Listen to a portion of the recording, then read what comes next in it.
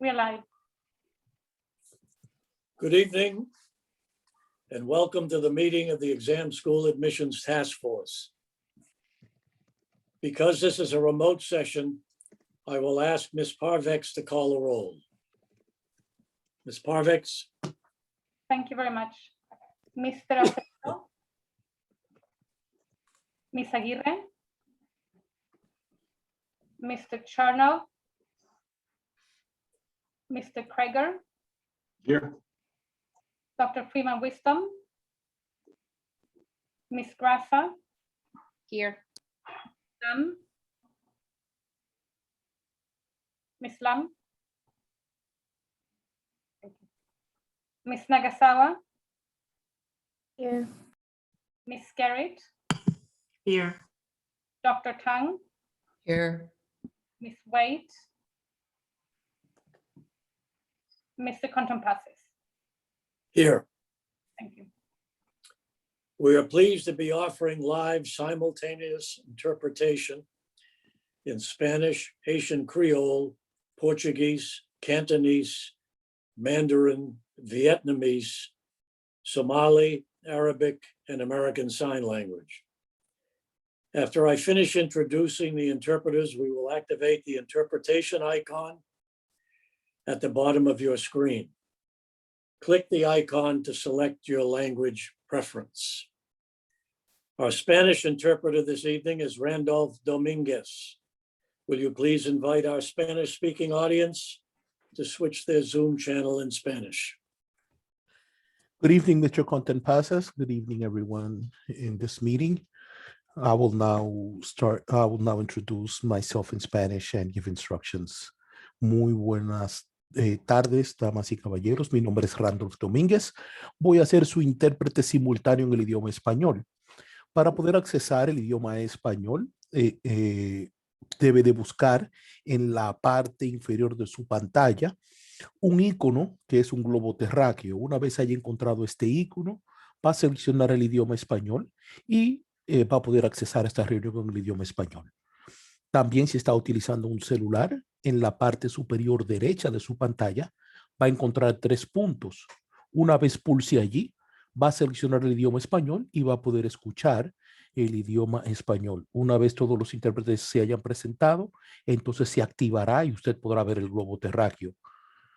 Muchas gracias. Buenas noches. Thank you. Our Portuguese interpreter is Christiane Leitner. Will you please give the Zoom instructions in Portuguese? Yes, good evening. Oi, boa noite. Eu sou a Cristiane, eu sou intérprete de português brasileiro. Se você precisa de interpretação para essa reunião, quando eles atualizarem, eles vão colocar um globo na parte de baixo da tela do seu computador. Lá você clica, escolhe português para você escutar essa reunião simultaneamente traduzida.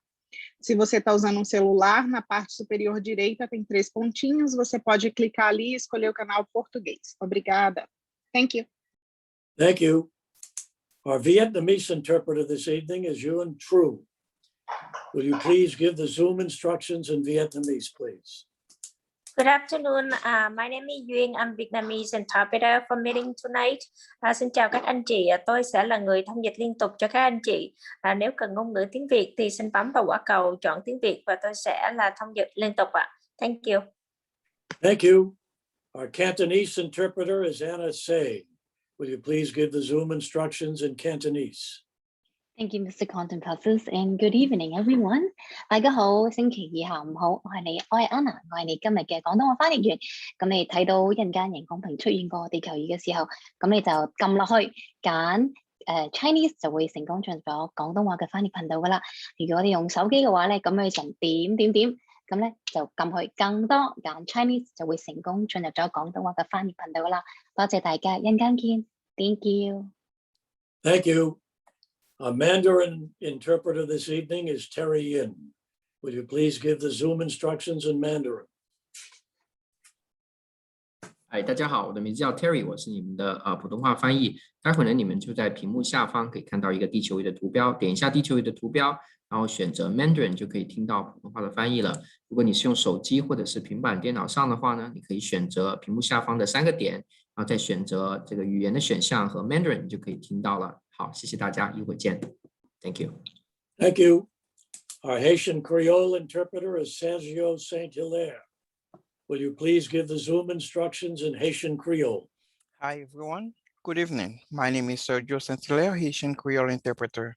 Nous là encore aujourd'hui pour nous ba tout ça qu'on besoin là traduire pour tout ça qu'a fait aujourd'hui à tout ça qu'a dit et que n'a traduit pour. C'est avec plaisir que pour nous là après-midi pour nous faire ça. Si vous besoin entrer dans la conversation, ou clique en bas écran là, ou bien un globe et puis ou clique sur lui, ou capable d'entrer là-dedans. Ou dit tout ce qu'on a besoin de nous-mêmes n'a traduit pour, c'est avec plaisir n'a fait ça. Nous souhaitons un bon travail, bonne écoute. OK.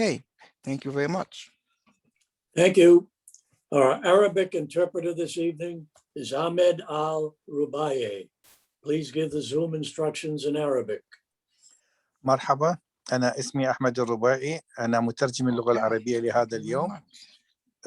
إذا أردتم الاستماع إلى الترجمة باللغة العربية فبإمكانكم الذهاب إلى أسفل الشاشة، ستشاهدون علامة الكرة الأرضية. اضغط على هذه العلامة وستظهر لك الخيارات بالنسبة إلى اللغات المتوفرة. قم باختيار اللغة العربية وعندها ستتمكن من الاستماع إلى الترجمة باللغة العربية.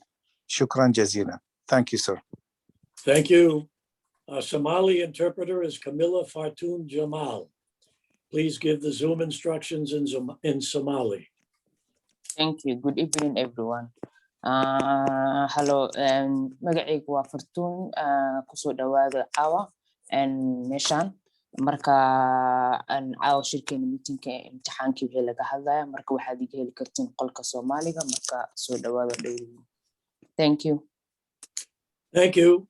We also have American Sign Language interpreters, Erin Foley and Celia Michel. Thank you for assisting us this evening. We will now activate the interpretation icon at the bottom of your screen. I'd like to remind everyone to speak at a slower pace to assist our interpreters. We'll move on now to the approval of the minutes from the May 25th, 2021 Task Force meeting session. At this time, I would like to entertain a motion to approve the minutes as presented. Do I have a motion? I so move, Mr. Content-Passes. Thank you, sir. May I have a second? Second. Thank you.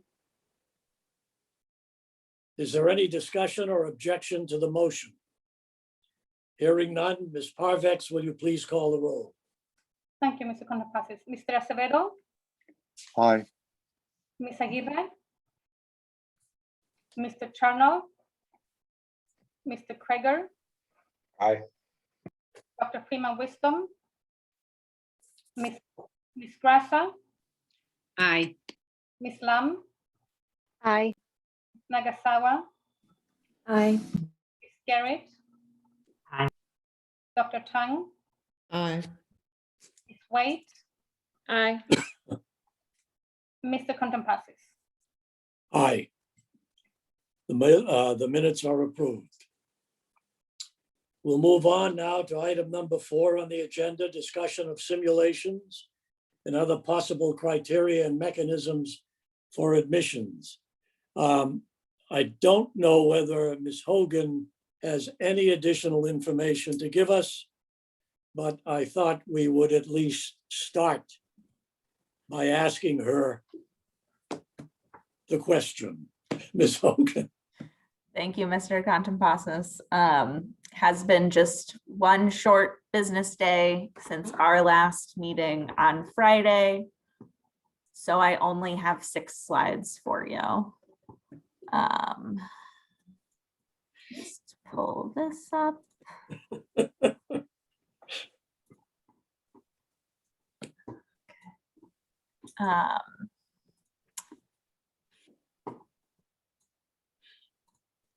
And so this is in response to some questions that came up around census tract, additional census tract variables. I think related to the conversation around what's included in the tier calculation now, and median household income, if that was the right variable to be using. So wanted to share 3 items that came up. Ms. Lum, I believe you actually might have spoke with someone at Harvard around these. So feel free to add anything. But wanted to share 3 possible variables. Index of concentration at the extremes. There's actually 2 definitions for that, as well as the percentage of persons below poverty.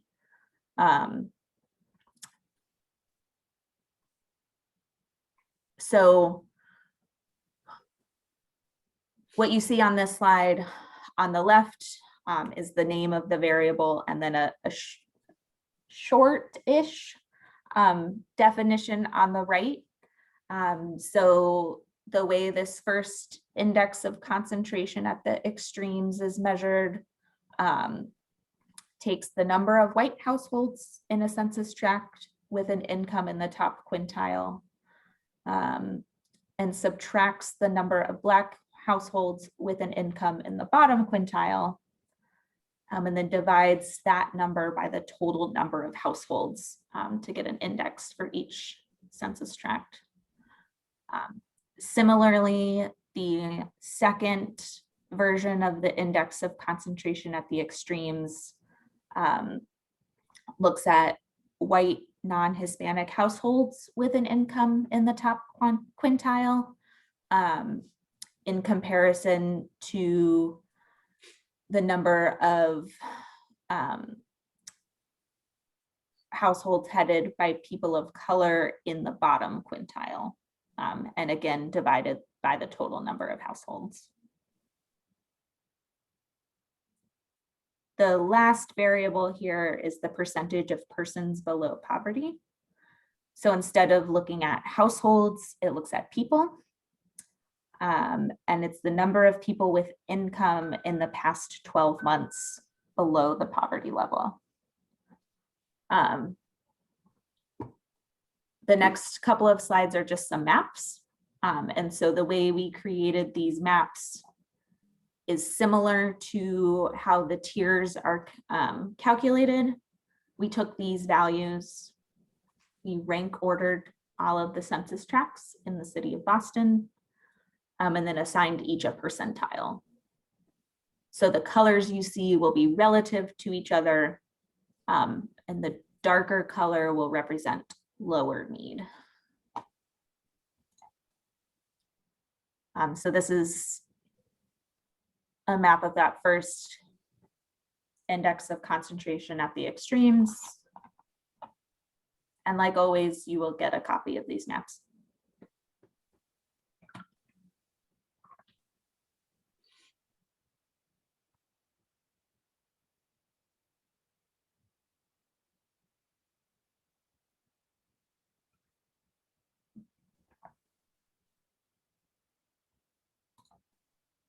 This is the second index of concentration at the extremes. The comparison of high income, white, non-Hispanic households with low income people of color households.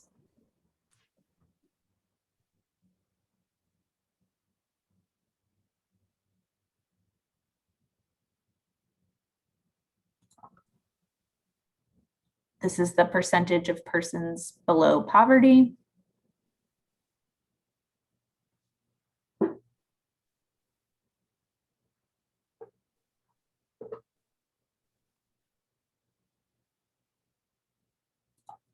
And then the currently included median household income, which is the same variable that Chicago uses in their model.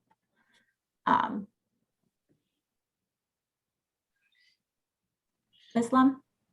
Is there a way to pull up a side-by-side of the currently included median income with the people of color, high index of concentration, extremes? Absolutely.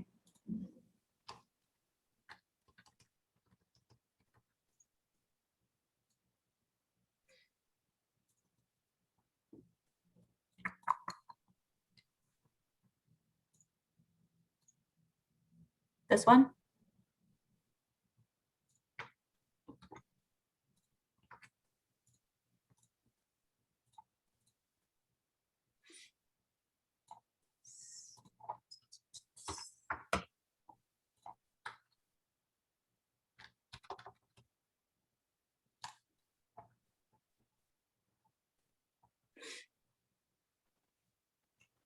The researcher I spoke with wanted to make the point that the index of concentration at the extremes helps create more nuance in terms of the diversity of socioeconomic status within a census tract than basing it on median income alone. So I just wanted to see if that bears out in terms of, are we seeing a greater array of higher need colors versus the darker color of lesser need? Yeah, I think one important note to make, because what we have mapped are percentiles and they're all relative to each other, you don't see a ton of difference between the maps. There is certainly still difference. I think that nuance might be more clear when you look at the actual values. But in order to incorporate into the tier calculation, it's set up to use percentiles. So, but there are some significant areas that you can see went from dark purple to a lesser dark purple. So yeah. It's interesting to know.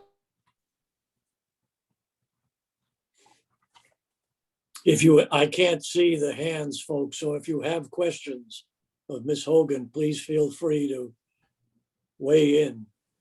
Mr. Kreger? Thank you.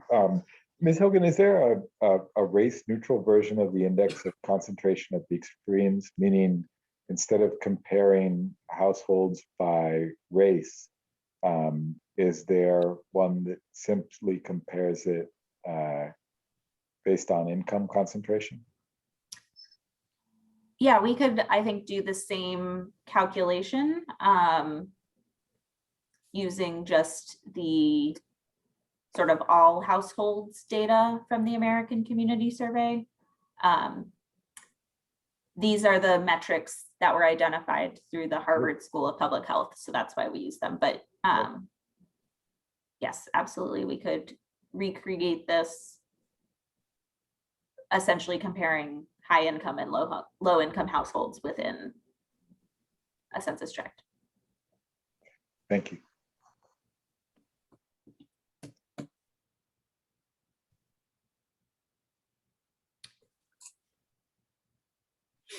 Mr. Contenpassus, I don't see any other hands, so. Okay, I do have a question, and that is, what do we infer from this data that would have a significant impact on the conversations we've had in the way we're trying to deal with some of the difficulties that came up with the zip codes?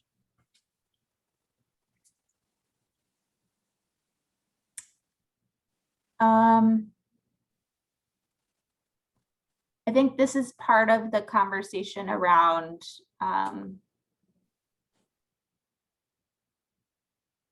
if the metrics currently included in the tiers are the right ones.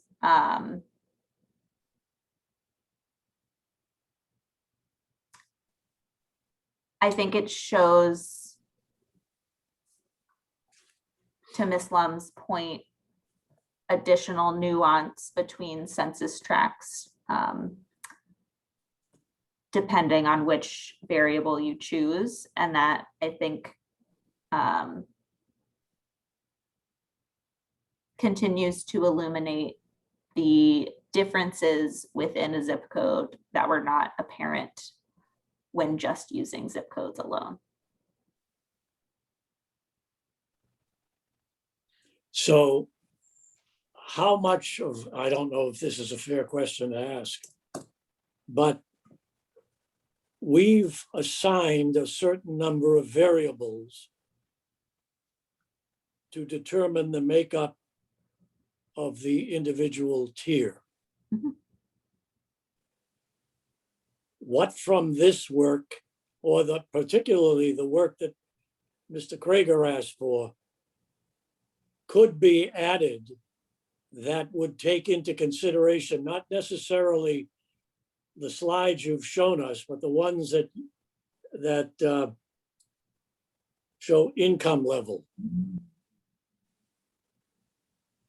How much of an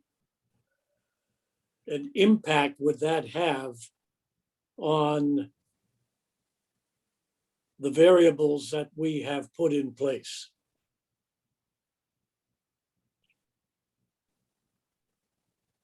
In terms of what's currently in the tiers, Right.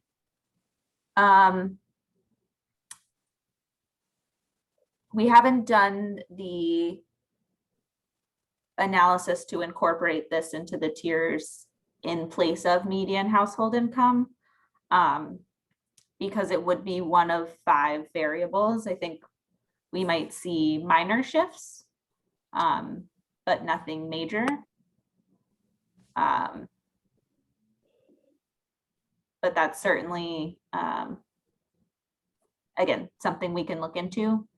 I just wanted to respond to some of the questions from Friday. No, I understand fully, and thank you for this. Yeah. Ms. Lund? Oh, sorry, Mr. Contreras. No, I'm fine.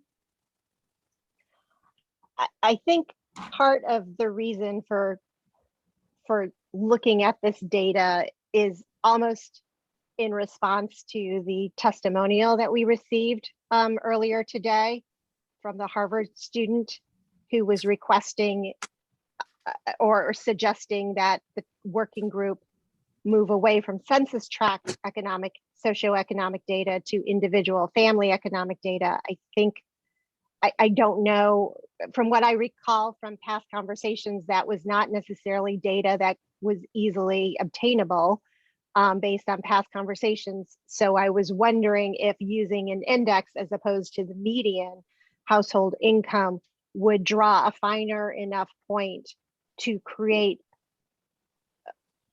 fairer socioeconomic tiers than basing purely on median household income.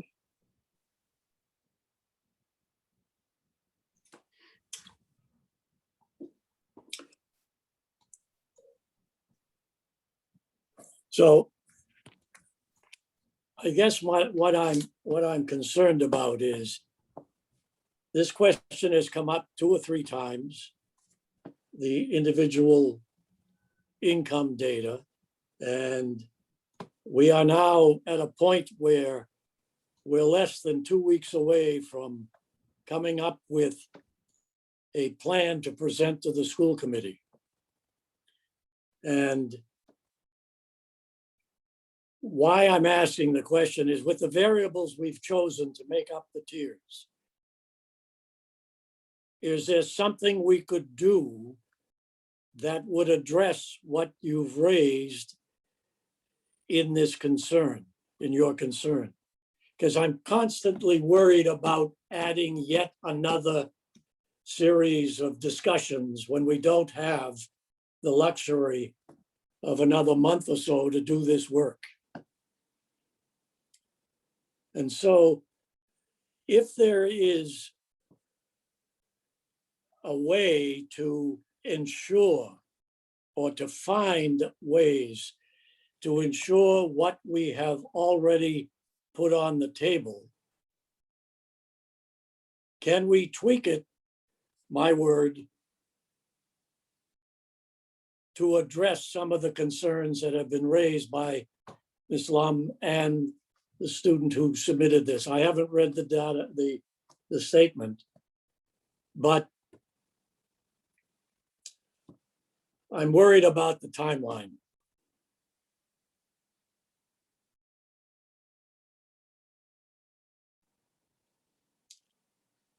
And so, are there any more questions regarding this? I see hands going up. Dr. Tung? Well, I heard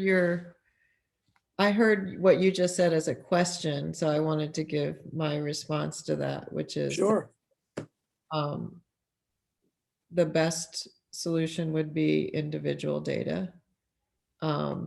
Anything that's not individual data will be flawed. Somebody will lose out. But the smaller, the more fine the distinctions we can make, the closer we can get to what we're aiming for. And last week, when we went through all of this, looking at the tiers, the suggestion of preference for students who live in public or subsidized housing was something that I had not thought of before, that I think gets more specific. So, and I would say feeder schools are more specific than zip codes or census tracts or tiers, but they're still not perfect. Mr. Krager?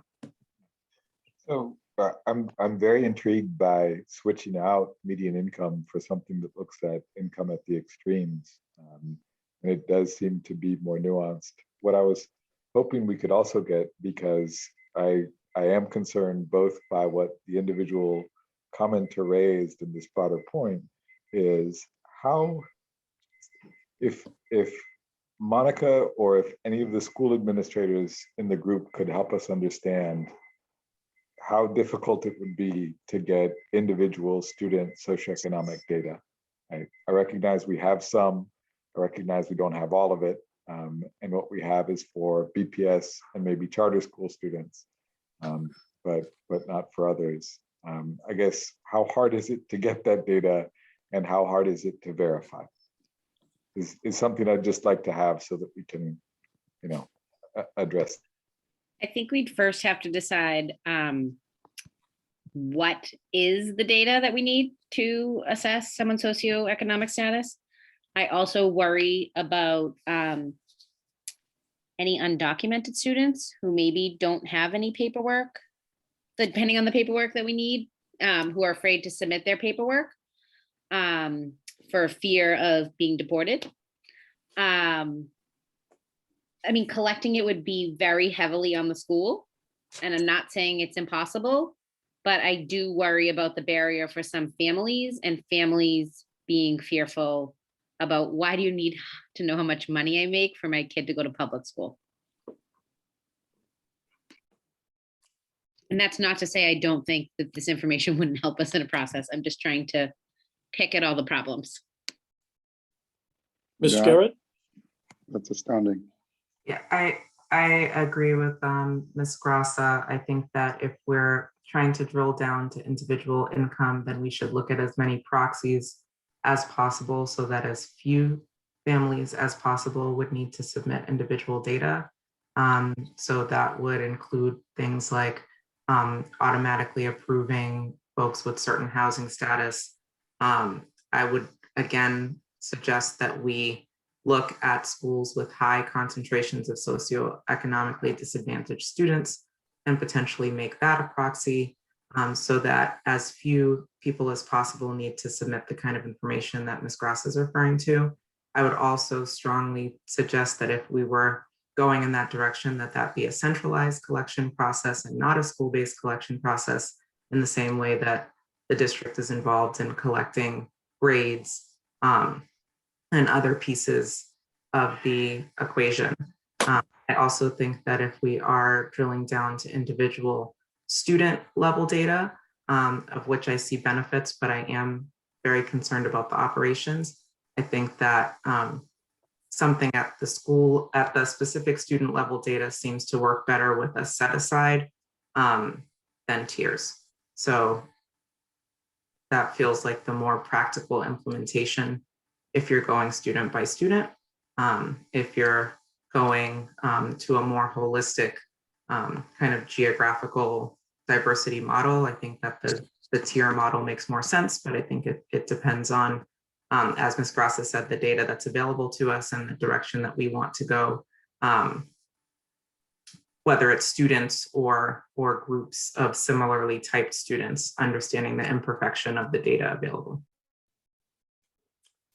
Mr. Krieger, does that answer your question? Yes, it does. Thank you. And I see Dr. Tong has her hand up. Yes. Dr. Tong? Ms. Garrett, I didn't understand student level set aside versus tiers. Yes, so meaning that if we were able to student by student identify any student with the designation of economically disadvantaged, it seems like a model that could arrive at a more diverse student body would simply be using a set aside number of seats guaranteed to economically disadvantaged students and placing those students first before filling the rest of the seats to the level that is determined by Ms. Hogan and her team in terms of proportionality, representation, et cetera, at all three schools. It also is a model that does seem easier for families to understand, but I think the challenge is in that data collection and who gets that designation. So you're saying if that is possible, that you prefer that over the tier model? I think it really depends on what's involved to arrive at both. I'm certainly interested and open to either model. I think I'm more interested in the criteria along with that. That I know is another big part of what we need to discuss, but I think there are advantages to both.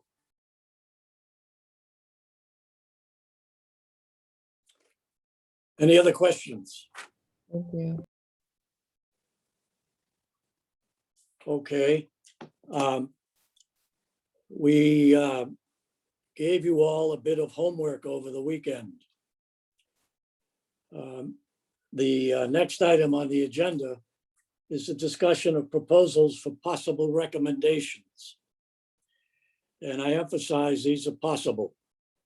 The only set of recommendations on the table are the suggestions that I put on paper 2 meetings ago that indeed focused on an assessment, focused on grade point average, focused on the 20/80 differential, the way we talked about it with the zip codes. I also indicated that and suggested that there would be a possibility of adding points for students that were in schools in the city that were at the 50% poverty level or above. And we looked at the tier system as a way of replacing the zip codes. There were a number of other factors, suggestions that I put on the table, which we have not spent a great deal of time on. I don't think there's a heck of a lot of controversy on items 5 or 6 through 10 on the form or on the suggestions that I presented. So I guess where I'm starting this conversation is, what does the rest of this look like? What is it that in the suggestions that I put on the table, folks wanted to talk about? What is it that you may have come up with in terms of your own thinking over the weekend? But again, none of this is written in stone, but I'd like to get some indication from the task force as to where their thinking happens to be. So with that in mind, Ms. Lum, I see your hands up. Yeah, so I did my homework, and these are some suggestions as well. One is to look at overall class rank at the end of 5th grade, not just looking at GPA for math and ELA, and then doing that in combination with an assessment given in the fall of 6th grade that would be math and ELA based, as assessments seem to be traditionally focused on. And then in terms of invitations and the top 20%, which as a percentage, I'm fine with, I think I would like to know if there is a difference if we look at 20% citywide versus 20% by tier. And the reason I ask that question is that based on data being presented, if we did it citywide, there is the potential for neighborhoods and or socioeconomics to be concentrated within that 20% and skewing diversity off the bat with regards to SES and other measures or outcomes we're looking for. If we did 20% by tier, and if we were to look at an 8-tier model, that based, just to keep math simple, if you were basing this on 1,000 invitations, you'd have 125 seats per tier. 25 seats in each tier could go to the top ranked students. And then the remaining tier seats available could then be distributed by rank, again, within each tier. I would also suggest placing a deadline for when decisions from parents have to be made. And any unclaimed seats could be then lotteried off. So you'd start with a 2-step process that's fairly similar to what we have done in the past, but with the addition of creating a 3rd opportunity for unassigned seats, or 2nd opportunity. So how would you then distinguish between the 20% and the 80%? Well, the top 20% within each tier, the top 25 students of each tier in an 8-tier model with 1,000 invitations would get those seats all together. I mean, in essence, I guess if you're ranking within each tier, it would not make a difference. You'd be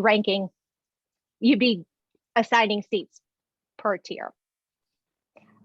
So I guess it just makes it would beg the question if the 20% citywide skews the application process, the neighborhood diversity process, the socioeconomic status process at all, or if that's not a consideration in the top 20%. Do we, and this is primarily for Ms. Hogan, do we have data that, I think we have a slide that suggests what the distribution of the applicants happen to be in the 20%? Do we not? We do, and I can try and pull that up. I believe it was presented a couple weeks ago. It's in the slideshow from 518. Oh, thank you, Dr. Tong.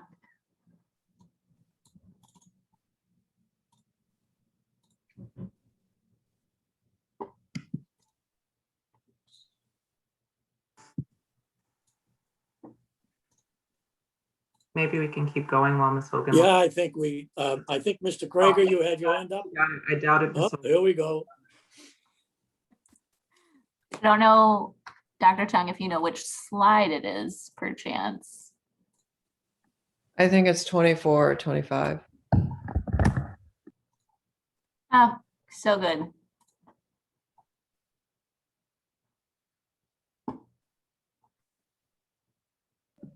So this is invitations of the 20% and 80% by race.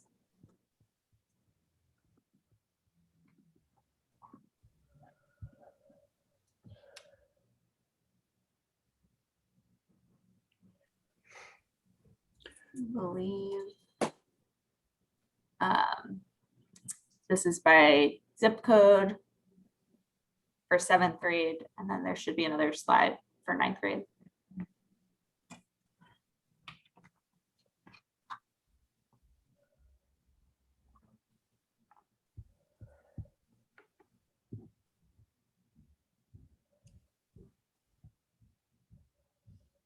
So if you can go back to the previous slide, please. This one? Right.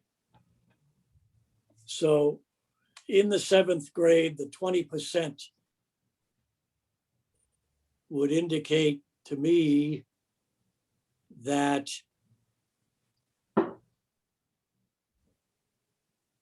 approximately, am I reading this correctly? 32% would be Black and Latinx students. Yes.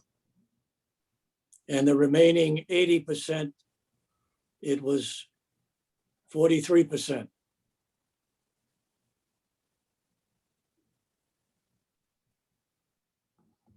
So, Ms. Lum, looking at these again, how does that look to you in terms of what you're suggesting for the 20%?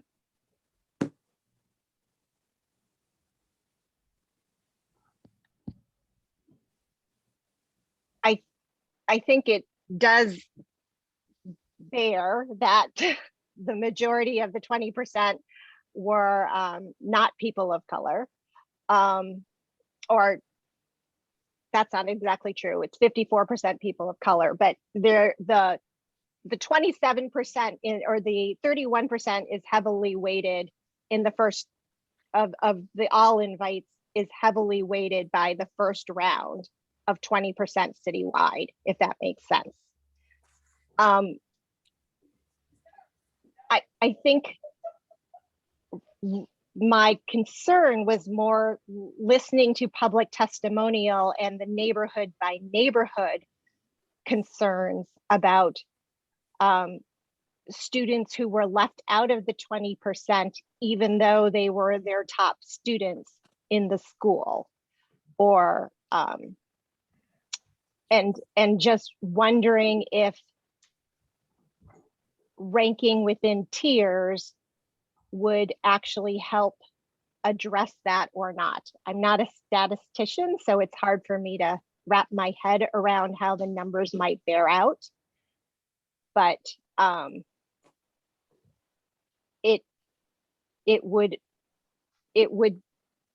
would just be curious to know if there would be more balance in a ranking system within tier as opposed to citywide. Okay. Could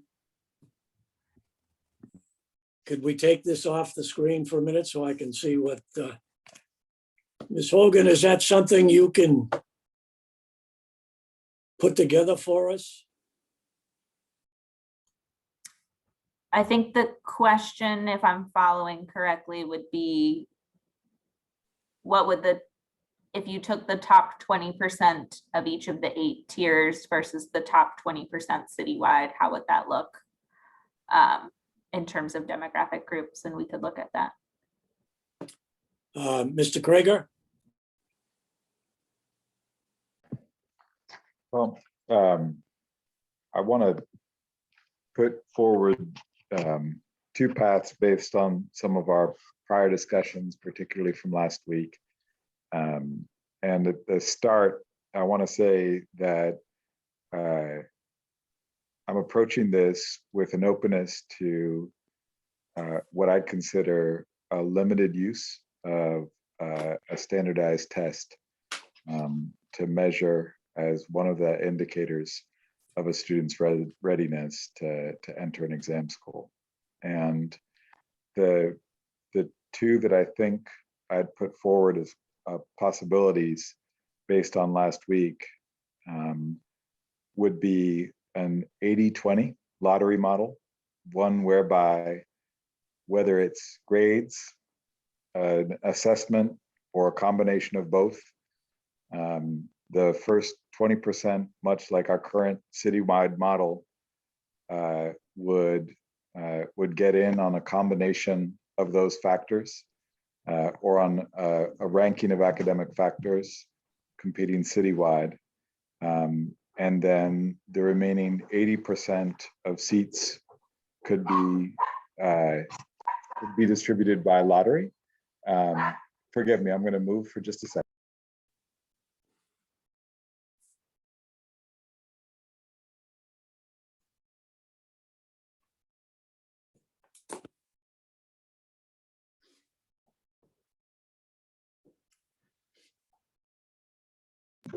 For everybody who's doing this at home, I know you know exactly what I'm doing.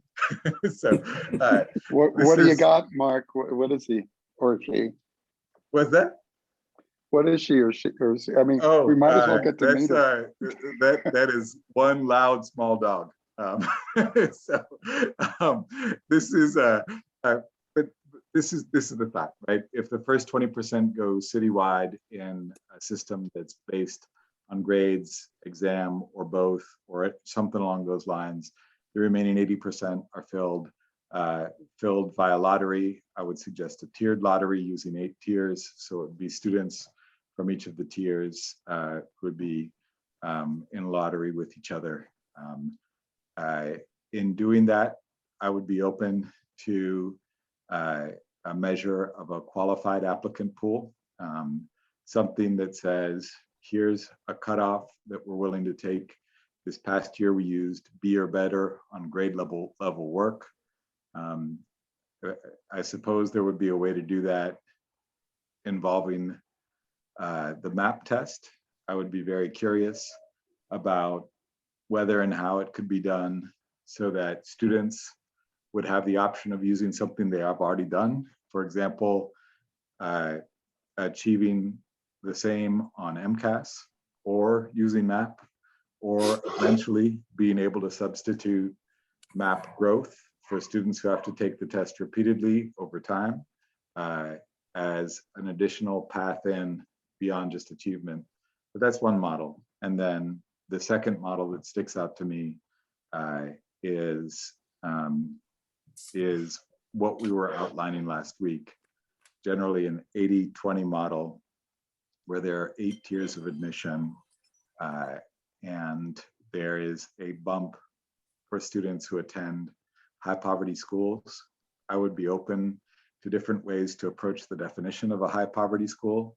To Ms. Grassa's point, I am concerned that when the state changed the definition of economically disadvantaged, it did it in a manner that would basically hide our undocumented immigrants. And so I'd be open to different ways to defining that. But in so doing, I think we could approach it in a similar fashion, that if a test were used, the test could be used in a manner that helps to determine what the cutoff is, or what the applicant pool is that can advance forward in each tier in order to demonstrate their full ability to participate in exam school work, whatever the exam school. So those are the 2 pieces that I put forward for discussion today as part of it.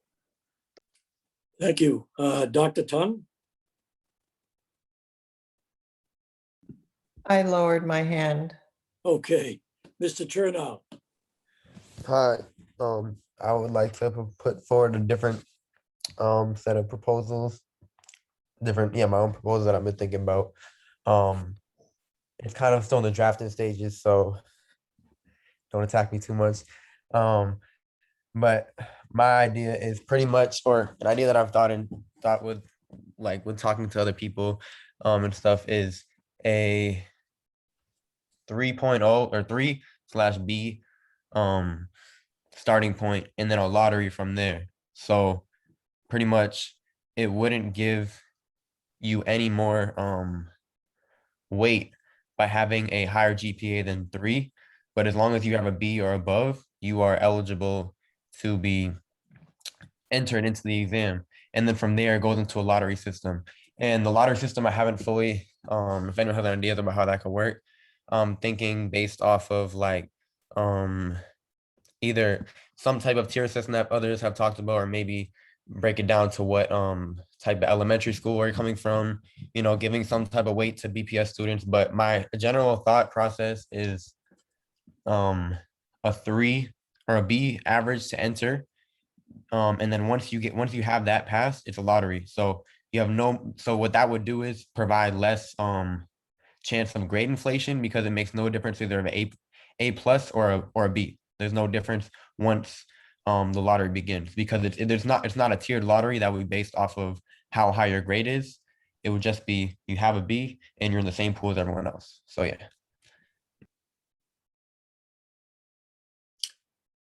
Dr. Tung? Actually, I'll build on what Mr. Turnow just presented. And Ms. Parvex, I just sent you my slide. Can you just share it on screen share? Just a second. Thank you. So I agree with Mr. Turnow.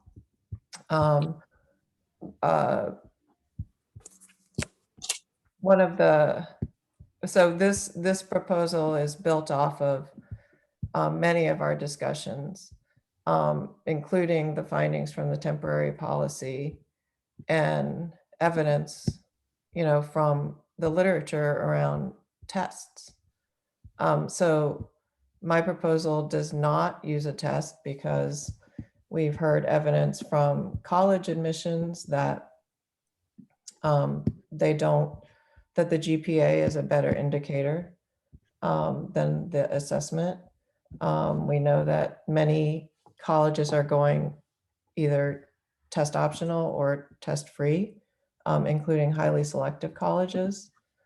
We have evidence from multiple studies at the high school level around selective schools. We've heard about them from presenters, including Corcoran, Shepherd, and I can share what those references say, but basically tests are just a barrier to admissions for kids of color and low-income kids. Even by gender, they're a barrier. And they also don't predict how kids will do. And I can share those sites with folks as well, but I agree with Mr. Turnow that we've learned from this year's policy that that we get increase in diversity if we look at GPA, and we have agreement on this task force. It seems that kids are performing at grade level if they have a B or B plus or better. I think that we've talked about how to include additional weights for kids who have faced additional barriers. I would like to figure out a way to give preference for students who attend Boston schools in the 5th and 6th grade. And then once kids are eligible, do a lottery of eligible students for the reasons that I mentioned last week. And then in terms of how the lottery would work, we would order the feeder schools by opportunity index and give invitations in proportion to the size of the 6th grade in each feeder school. And then, like Mr. Contenpasas suggested, that we should always have monitoring of each year's applicants, invitees, and enrollees. And I'll stop there.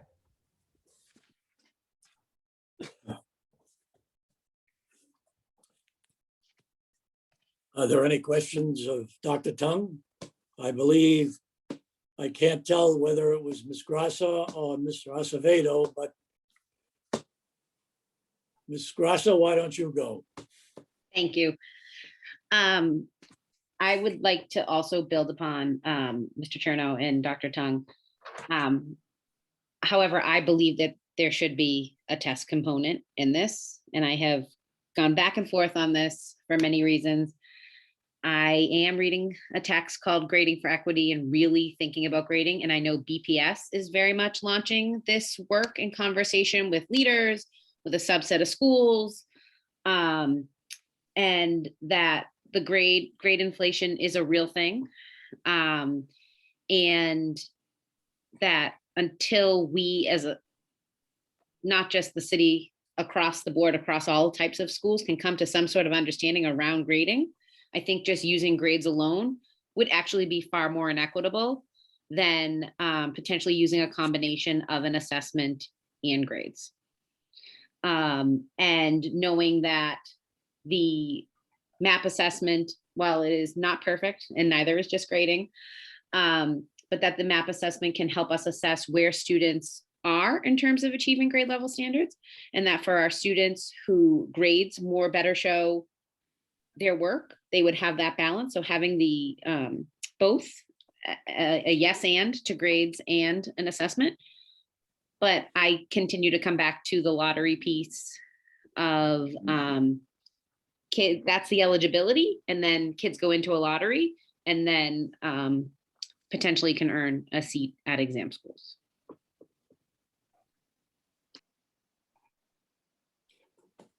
Mr. Acevedo. Yes, I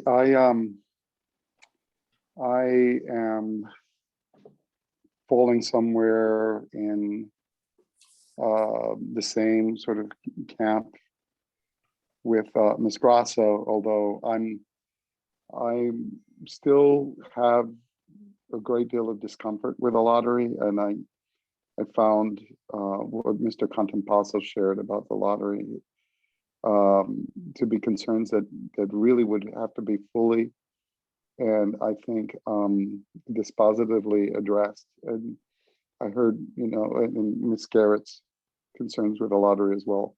Before we embrace a lottery, I think those, those are really, strong arguments.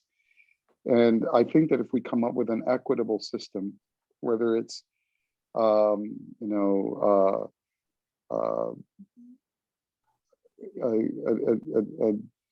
assessment of our students' economic eligibility, as close as we could get to that.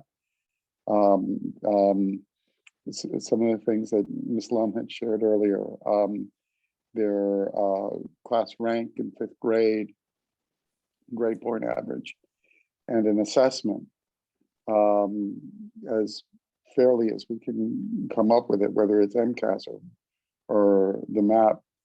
I think that's the fairest way to go. Ms. Tung, I think, in thinking specifically about the assessment, I think what became dispositive for me, frankly, was indeed Ms. Shepard's presentation. And actually at the end of Ms. Shepard's presentation, something that she said, that Boston really is distinguishable from, say, the sort of university level data that she was using, at least for part of her presentation, but also the fact that given the multiplicity of feeder schools and the complexities around finding a level playing field with grades, we may have we may deepen the inequities if we go solely with grades than if we introduce some sort of an assessment.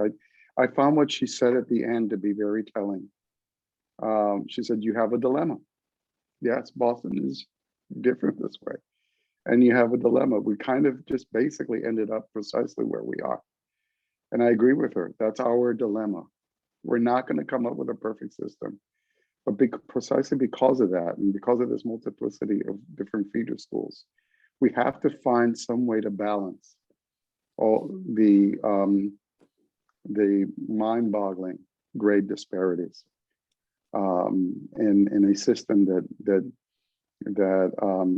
is serving homeschoolers and private schools and charter schools and every kind of feeder school you can imagine. Ms. Skerritt? I think it was Dr. Tung and then me and then. Okay, Dr. Tung? So I don't know where to start. Let me start with the NWEA MAP test. I'm strongly opposed to using that test based on the written documentation we've gotten from NWEA, their presentation, and then their response to further questions. The test violates multiple standards.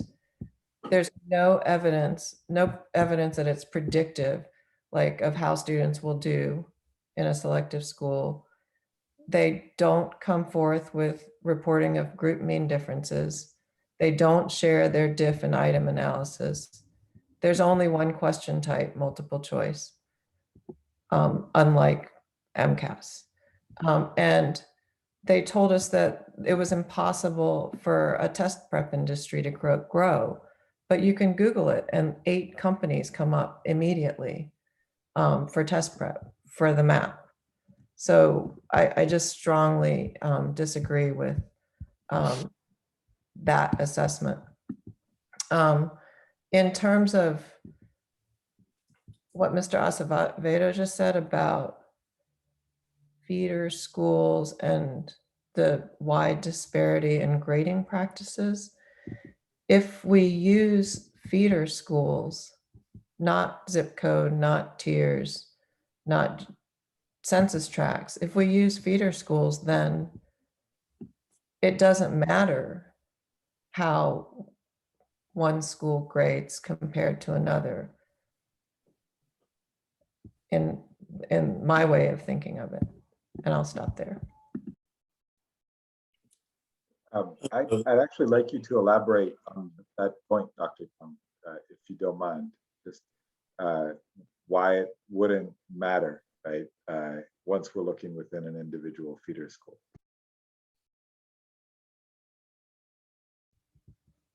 So I hear that teachers at some Boston schools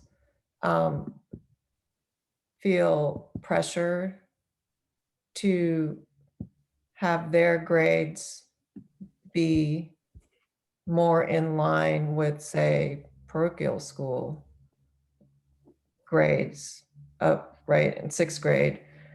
They feel pressure because the grading systems are different, the scales are different, the standards are different, and the acceptance rates at exam schools are different.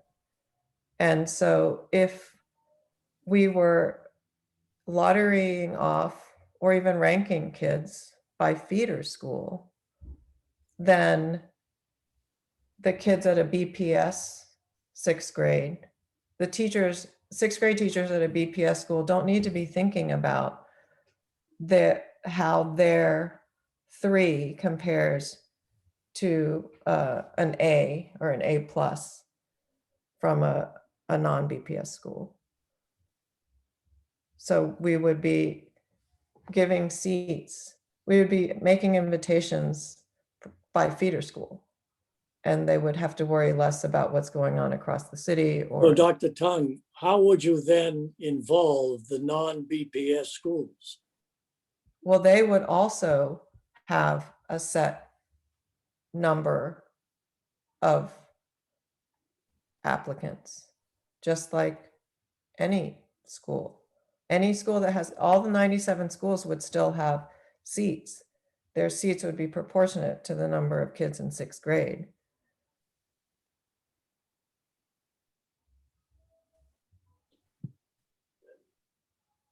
So a school that had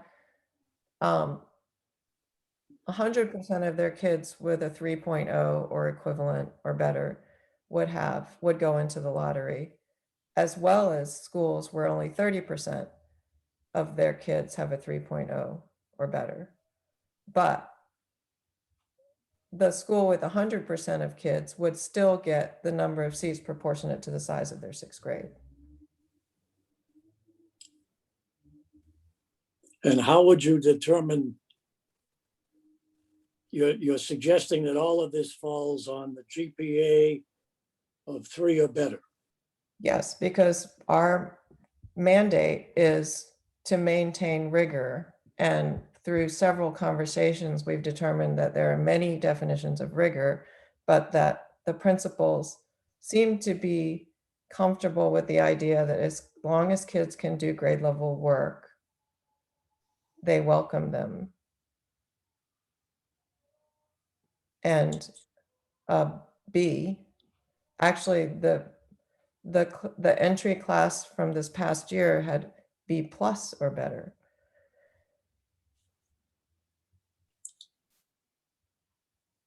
Ms. Garrett? Going back to Dr. Shepherd's presentation, I, like Mr. Acevedo, was also struck by the fact that she did not have an answer for what would be the proxy to assess whether someone is grade level ready in the absence of an assessment. She also showed a grid where she maintained that grades plus an assessment are the most predictive measure of a student's success in whatever that next level would be. With her studies, it was all college, which can in no way be compared to a GPA of a 5th grader. But when she did that, she showed that even with the best predictive measure, she drew some axes like this, if you remember. And she talked about the dots of students that would be eliminated if we went with any of those models, that there would still be students who could be successful if we went with those models. We're now discussing a model that involves almost all Black and Brown students proportionally, because that's who our applicant pool is in the city of Boston.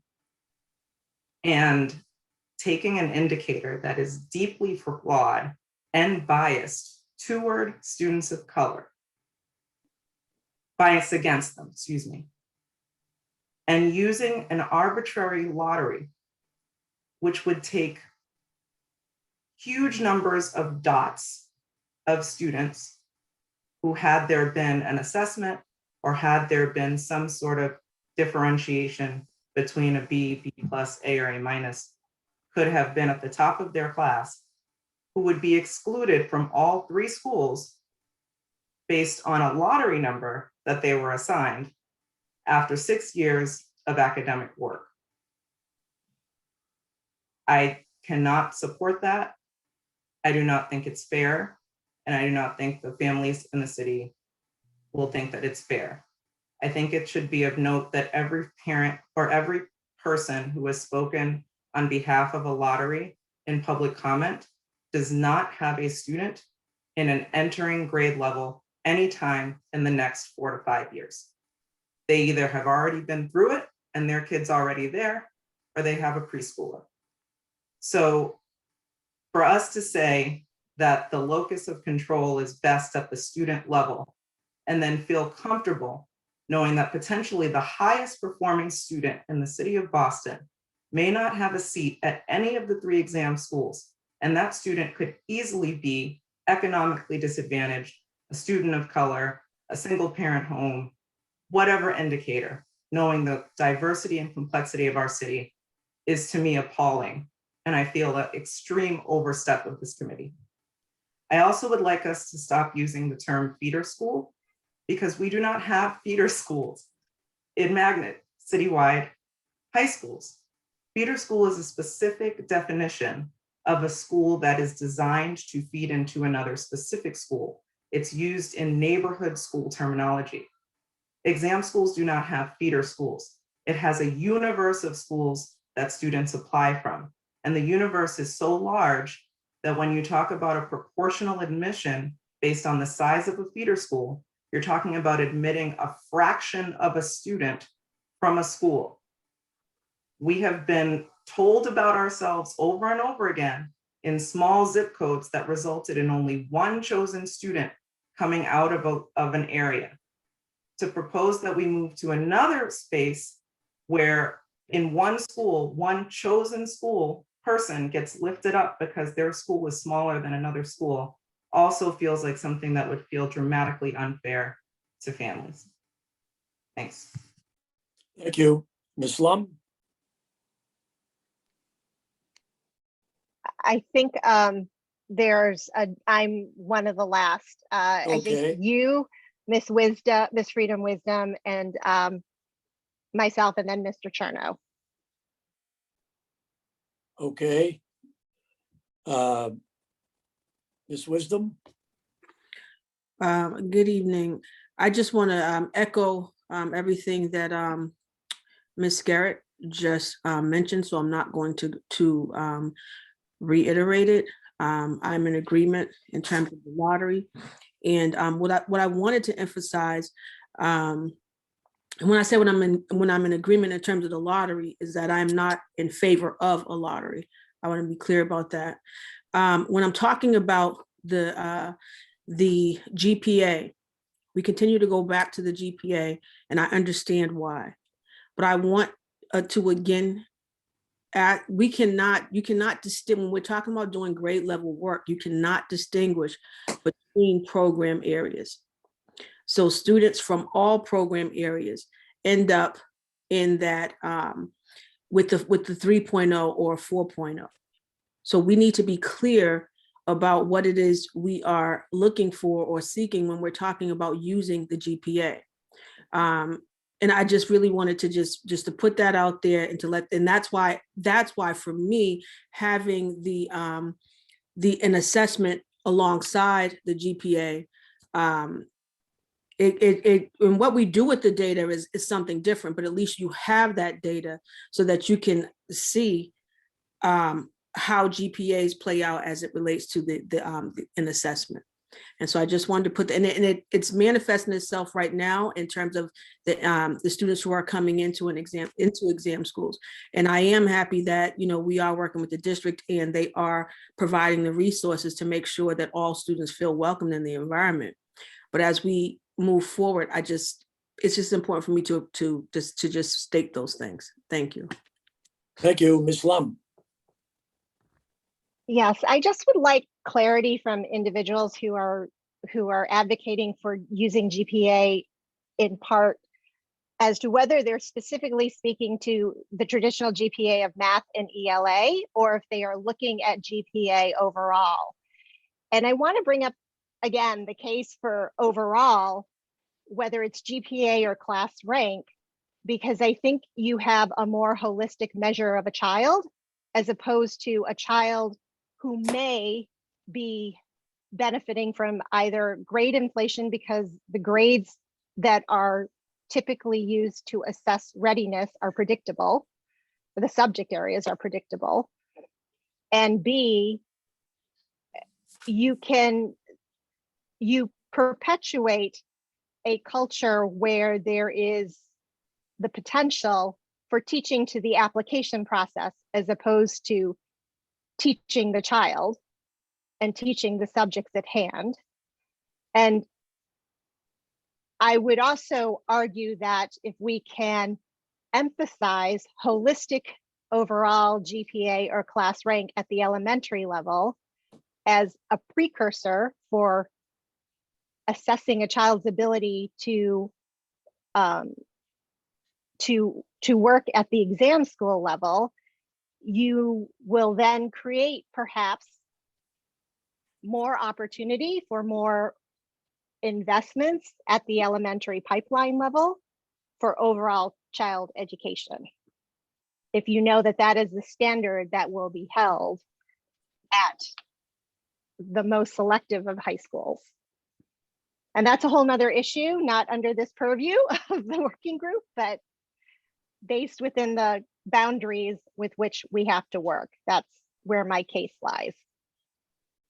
Mr. Cherno. Thank you. Well, obviously there's a lot of concerns with this plan, so I guess I'll speak to a few that I can kind of think of on top of my head. I want to speak a little bit to the stigma of what it was like to go through the exam school process. I think that it is a huge issue in BPS that you are uplifted as a gifted and smart student if you get into an exam school, and you're looked at as a dumb and not gifted student if you don't get into exam school. I also think it's concerning to think that our most smartest and most genius students can't go to a school that's not an exam school. I don't think that's out of reach to say that. I mean, I really think we got to question what our exam schools are supposed to serve, what they're supposed to be there for, and what they're supposed to be there for alongside with the rest of the 30 something high schools in BPS. I think, I don't know, does it make sense for all the smartest or quote unquote smartest students to be at the same 3 schools? And then for us to put so much focus in those schools and for those schools to get so much more money through private and other funding that we've seen time and time again. Like, I just think it's time to really think about radical change. I think it's time for a system where a student is equitably funded and equitably supported through their process. And we don't look at the most gifted and the most talented and the people who have the best. The point of, to be completely honest, the point of having a GPA system like that and not including a test is for the reason being that it allows students who are very smart to not get into exam schools. And I know that sounds crazy, and I'm probably gonna get hella hate for that. I know I'm probably gonna get some letter or some hate in the mail or something like Miss Sullivan. Sorry, something like Miss Sullivan got for saying that. But I think it's crazy that we continue to Slow down. Mr. Cherno, slow down Sorry. for the interpreters. I apologize. I'm getting a little emotional, but I think that the idea that we continue to uplift the system that works for some and does not work for a lot is kind of old news. And the idea of this is really to radically question the idea of, do all of our most intelligently gifted or most privileged students, or whatever the word you want to describe the people who have the highest GPA or the highest test score or the better teacher recommendation, do all of those students deserve to be the same school that get the most privilege in BPS? And I guess that's a question for the task force. Thank you. Mr. Acevedo, is your hand still up? No, I put my hand down, but I do want to note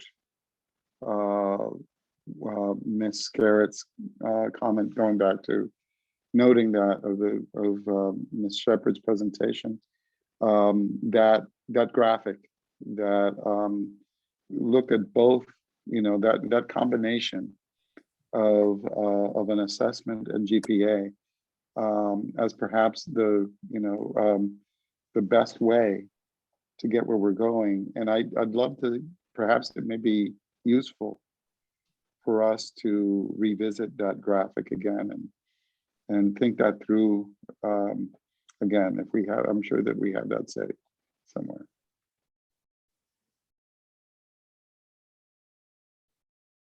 I'm sorry, Mr. Acevedo, are you suggesting we go back and look at something, or? I'd love for us to, to see that again. It may be helpful to revisit it. I don't want to slow down this process. If it's just if we saw everything that we wanted to see from it. But I agree with Ms. Scarrett that was my recollection as well at the end of Ms. Shepherd's presentation. Thank you. Dr. Tung? I just wanted to respond to a couple of questions and ask one. Ms. Lum, you asked whether the GPA only proposal includes only math and ELA or combining all classes, no matter what classes are offered. And my view when you're using quantitative data for high stakes is that the more indicators, the better. It's always, better to lower the stakes of each individual one. So I would go for all subjects. And then I wanted to build on Mr. Chernow's point and just share the reason that the proposal that I put forth uses the lottery and doesn't use an assessment is because we have a 3-tiered high school system in Boston. It's not just 2, it's 3 tiers because we have schools with applications that are not selective, like with an exam.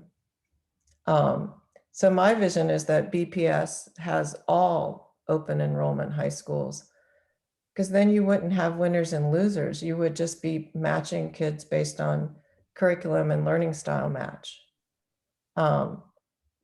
Students who believe that the selective high school curriculum fits the type of teaching and learning that they want would still be able to apply. Every student would be more likely to attend a high school with others who are not like them and would have opportunities for some of that, authentic learning that we've talked about in earlier meetings, project-based, creative, research, internships, authentic assessments, the things that we know and that research has shown prepare students best for college and career. So just adding a little bit to the reasons for not concentrating those who are the best test takers into 3 schools. Dr. Tung, are you suggesting that the only way to revitalize the BPS is to dismantle the exam schools and perhaps the Arts Academy? I think the Arts Academy uses an audition to choose their students. I think Fenway does an interview process. So, is that what you're suggesting? If we eliminate all of that, we would suddenly repair the district? No, I'm not saying eliminate those schools. I'm saying make it more, the entry process more equitable so that they're more accessible to everyone. And so that, they, yeah, I mean, that's, I think there's like seven other schools that have really good outcomes for kids, even, including kids in different groups that have been historically marginalized. But almost all of them have an application process. And true, that's why I raised the issue. Yeah, no, I think they're highly sought after schools and they have their strengths and more kids should have access to them. And that would force the district to come up with more schools like Boston Latin School and more schools like Arts Academy, because there's so many kids who want them. Well, you won't get too much of an argument from me about that. But to a certain extent, I don't think we're charged with dismantling the 3 exam schools. We are charged with what I have read over time with what we're supposed to do. Yes, Now, charged with coming up. I want to continue by simply asking if there's any other person we haven't heard from that has something to add. But can I just say that the process that I was just Sure. going Go ahead. I was just going to, I don't hear Dr. Tung making an argument for dismantling exam schools, Mr. Contemposis. No, I'm making. Although I agree. I'm suggesting that what she is suggesting in essence changes and dismantles the exam schools. And I don't believe that's the way you improve the quality available for students in the other schools. Dr. Tung, I cut you off. Is there anything else you'd like to say? Not at this moment, thank you. Okay. I do have another question for you, though. You said you would have a preference for 5th and 6th graders in BPS in your plan. What does that mean? What would that preference look like? I didn't, I don't know, just like I don't know how to do weights for students in groups that are usually marginalized. I thought that people on this task force would have thoughts or suggestions for the bullets that I have under eligibility, additional weights for facing barriers, and preference for attending BPS. I mean, my selection mechanism, where you use the opportunity index to order the schools with 6th grades, I won't use the term feeder schools, and then following those BPS 6th grades with non-BPS 6th grades would be a way to prioritize. Although, you know, I don't know how many rounds and what percent. I don't know how that all plays out, but if we were to pursue that proposal, we could ask Ms. Hogan to run simulations to get us to those numbers. So you're not suggesting that if you attend BPS, there is some weight added to your eligibility as opposed to a charter or an independent or a parochial school? Right, that's why I have it in a different bullet from the ones for kids who are English learners or homeless or DCF involved. Okay, are there any other? Actually, I did have one follow-up question for Ms. Freeman Wisdom.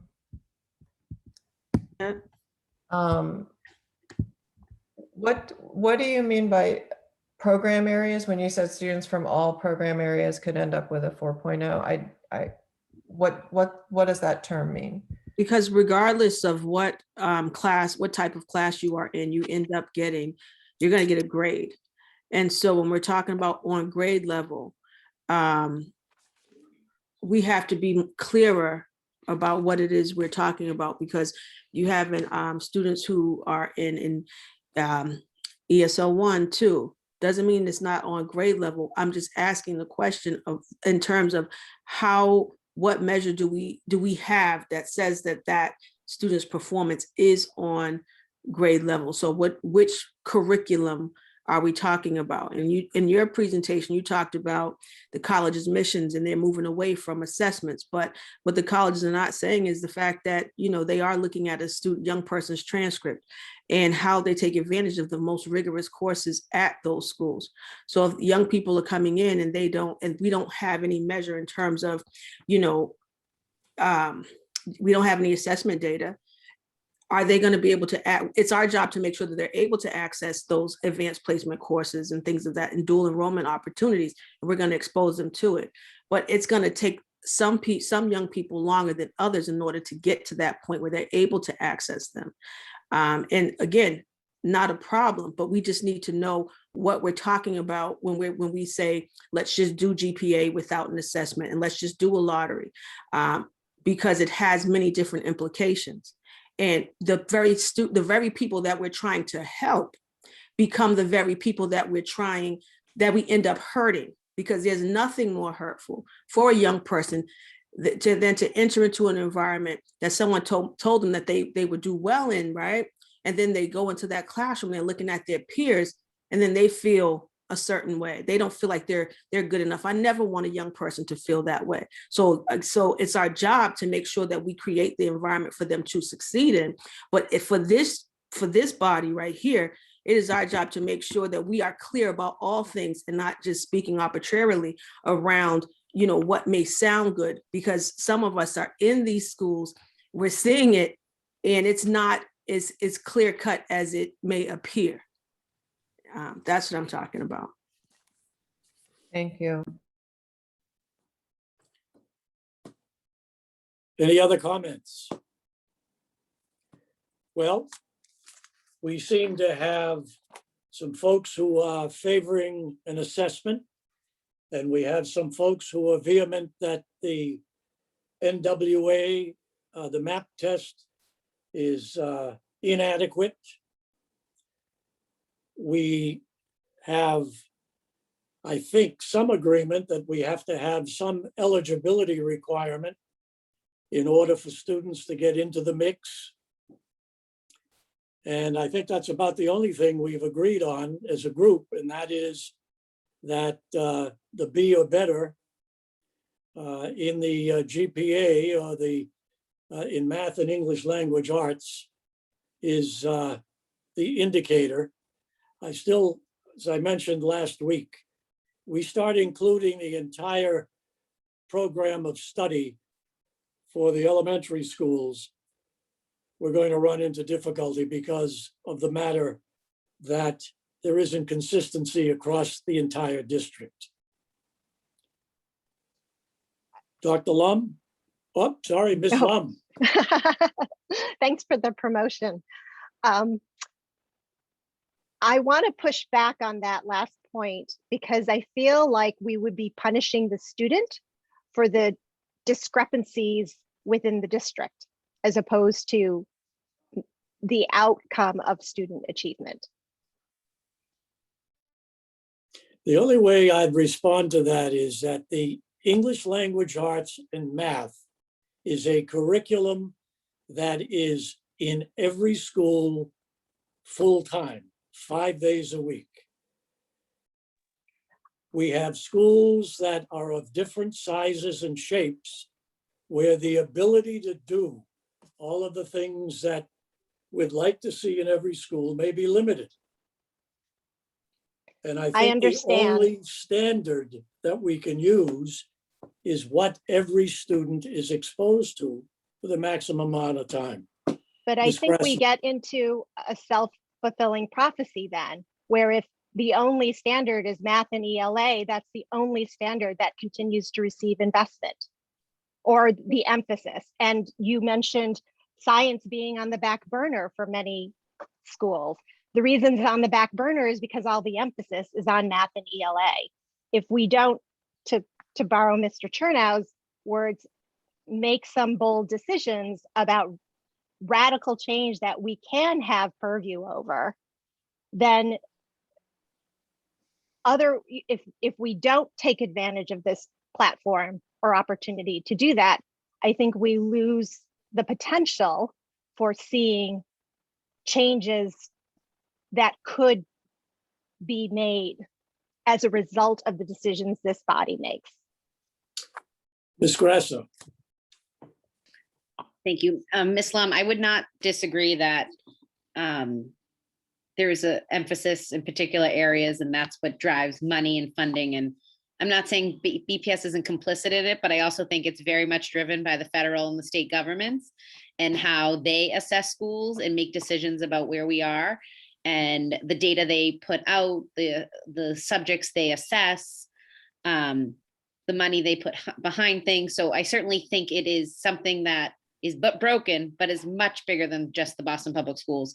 And I feel the same way about grading, is that I don't want to bash BPS school leaders or teachers and saying that we have inequitable grading. I think we could look at every single school, from our homeschoolers to our charter schools, to our private schools, to our parochial schools, to our BPS schools, and we would get a different answer everywhere. And so this is so much bigger than just like, well, Boston isn't doing that. Boston Public Schools isn't doing this right, so we can't make this a factor. It's that, you know, Dr. Tung keeps coming back to the MCAS, and I don't disagree with her comment about like, let's just use the MCAS. The problem is so many of our kids don't have access to the MCAS. They don't take it.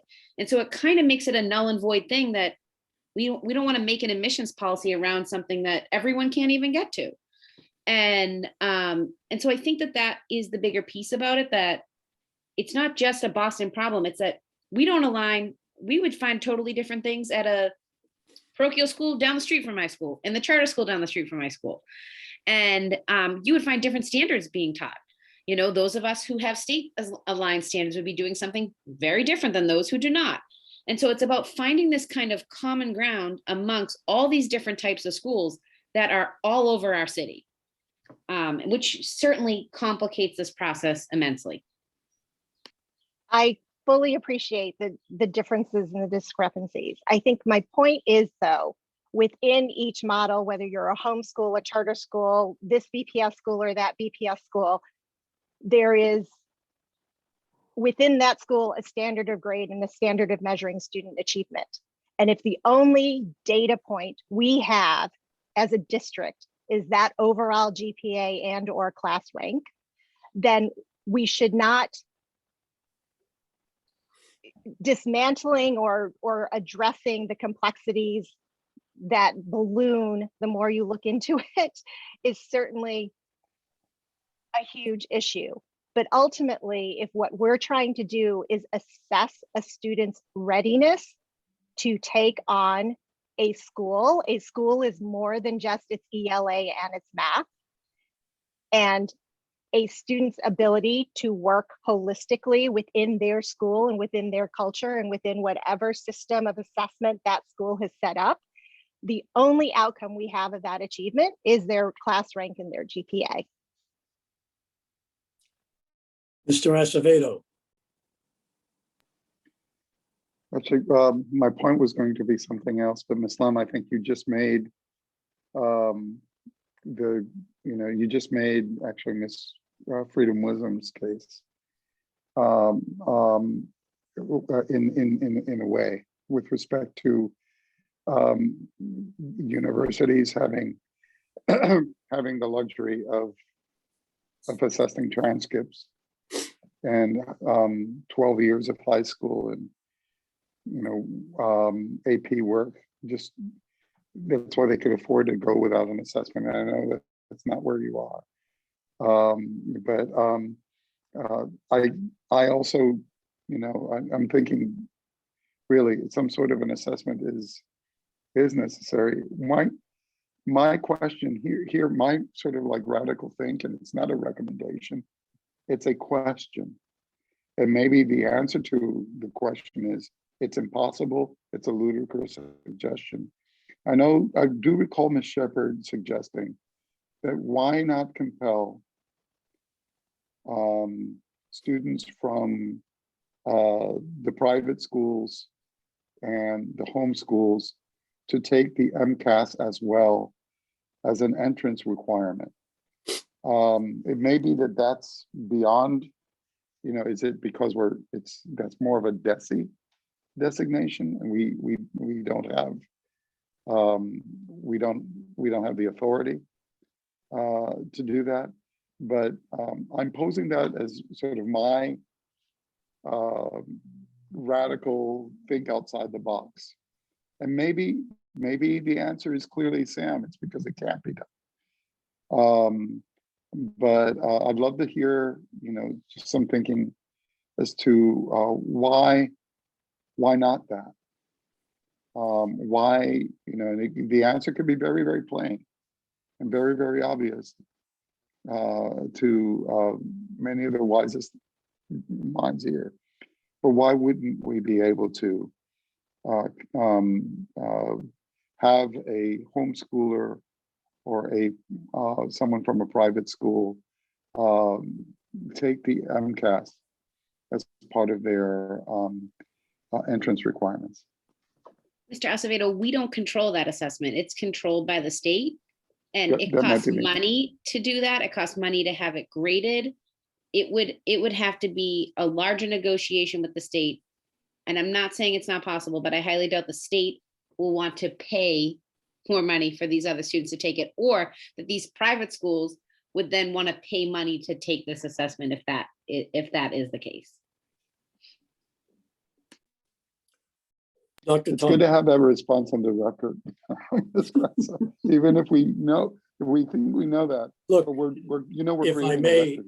if I may, Mr. Acevedo, I would love to have an assessment like the MCAS, but in order to at least have it meaningful, it comes back to looking, as we did on the work group, at some of the results of the MCAS. And it comes back to, again, something that we've talked about till we're blue in the face. And there would be some who would criticize the use of the MCAS as well, because they don't measure to the extent that they should. Well, there is an opposition to MCAS in general. because it may not be analytical enough, or it may not be X or Y. But the biggest problem we have are the results of the MCAS. And until the district addresses that, I don't think we can even explore that venue. And that's not meant as a criticism. It's meant to suggest that it would further, in my mind, impact negatively on the students in BPS. Dr. Tung. Ms. Grasso mentioned that I brought up MCAS before, but I don't think we should use an assessment. So I think, yeah. So I just wanted to correct the record on that. And then I'm looking at the time. You probably don't want to hear me go through my summary of the 8 studies that have been done on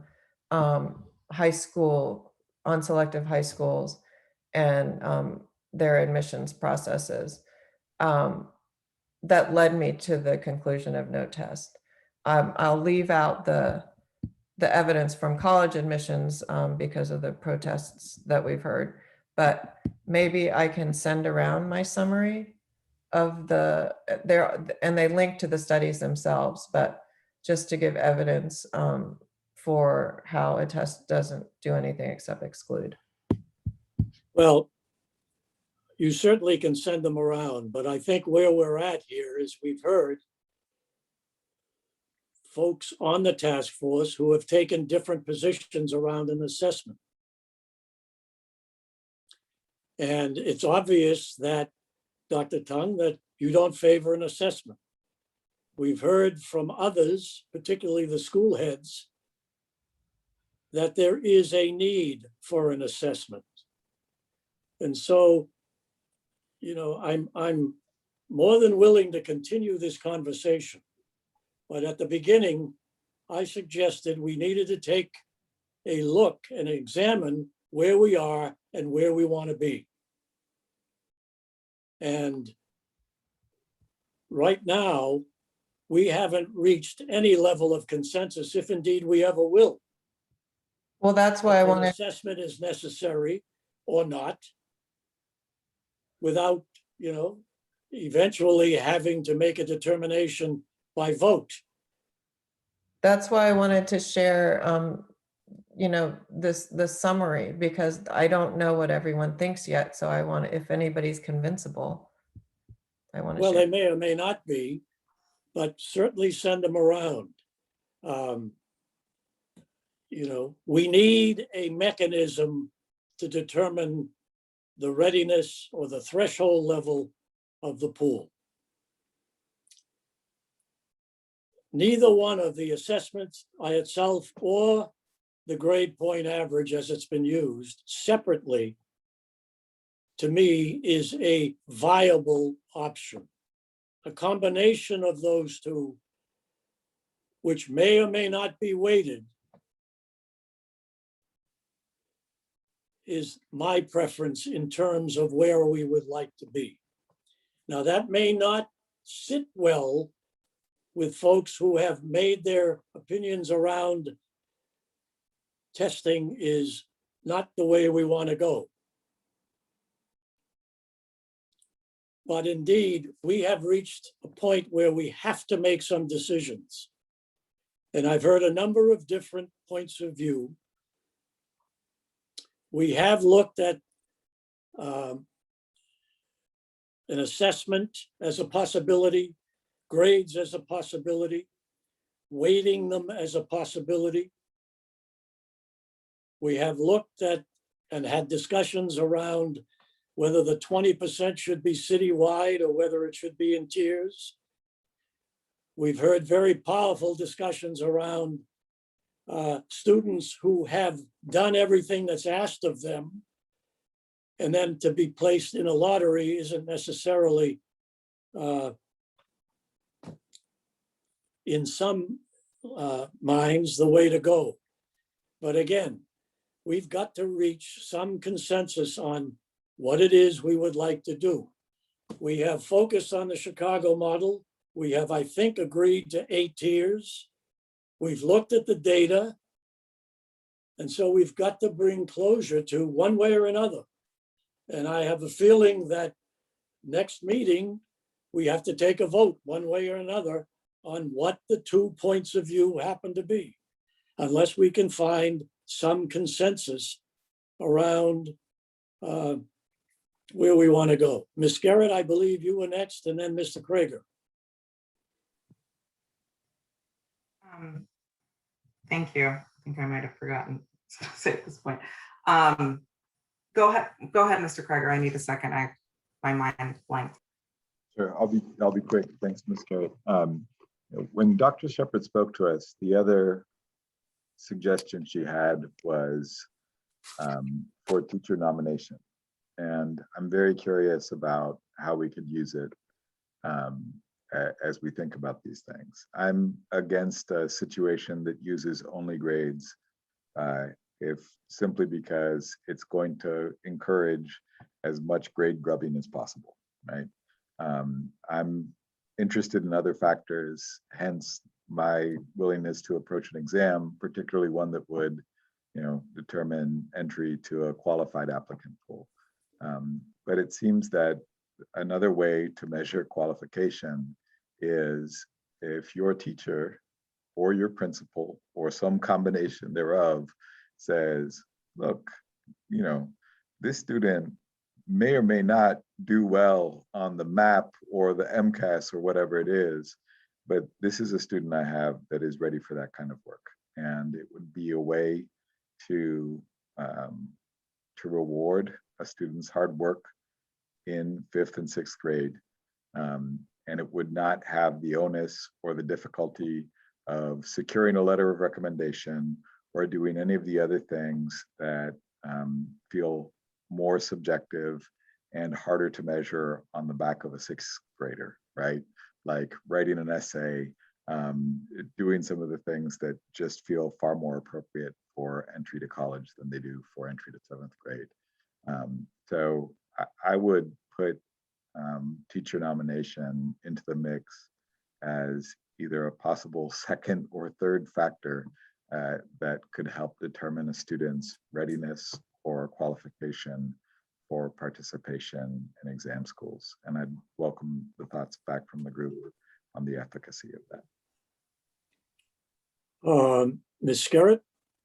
Thank you. I can just say a word. I know we're pushing 7. I can say a word just quickly about teacher nomination. I'm very struck by the public comment we had a few weeks ago from just the feelings of teachers of that grade level, even just using grades exclusively. I'm sure Ms. Grassa is more proximal to teachers of this grade level, but as someone who is familiar with parents who certainly have a strong touch point to a school, I can't see disadvantaged students being advantaged when it comes down to a teacher recommendation. I can see teachers potentially trying to avoid teaching those grades if it falls on them exclusively to make that reference or not. So I see where Mr. Krager, where you're coming from in terms of trying to find an indication, close to the student, but you also have a district where folks go on long-term leaves for various reasons. Folks have substitute teachers. But I mean, in the college, students get to choose the educator that represents their scholarship.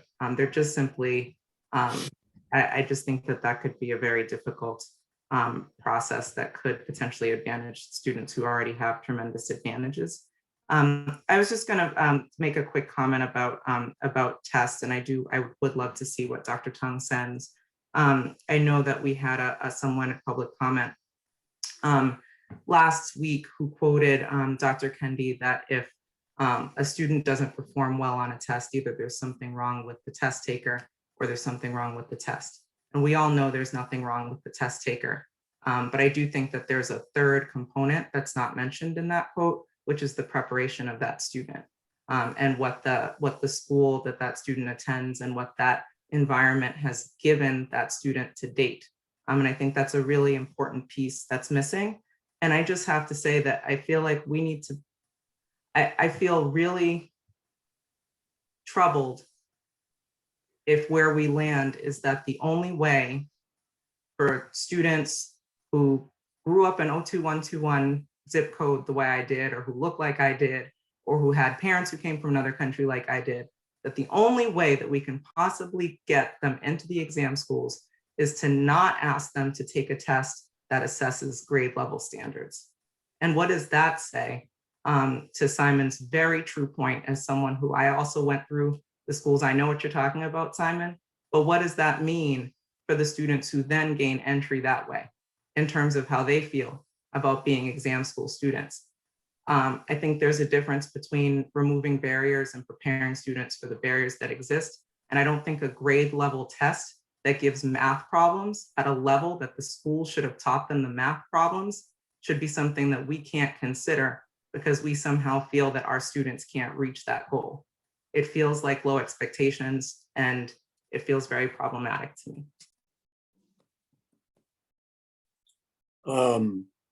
Ms. Lum. Yes, I was just going to pick up on Mr. Kreger's suggestion with regards to teacher recommendation, and rather than think about it in terms of how we normally might think about a letter of recommendation or something along those lines, could there be a way to execute it almost anonymously? At the end of the final, fifth grade, teachers can anonymously say, I recommend, I don't recommend. It can reflect grades, it cannot reflect grades, it can be a checkbox. And that can be part of the process or part of the data we collect on all of the applicants, whether, and I'm not saying I have the perfect answer or the way to implement, but I think there's a way to create an objective, anonymous way for teachers that may feel the pressure of grade inflation to give a different assessment anonymously. Might it not be possible that one of the recommendations that we've made is that that process for identifying, nominating, helping begins as early as fourth grade, so that you make up for some of the difficulties that that student may have experienced? It's one of the recommendations. Again, regardless of what we do here,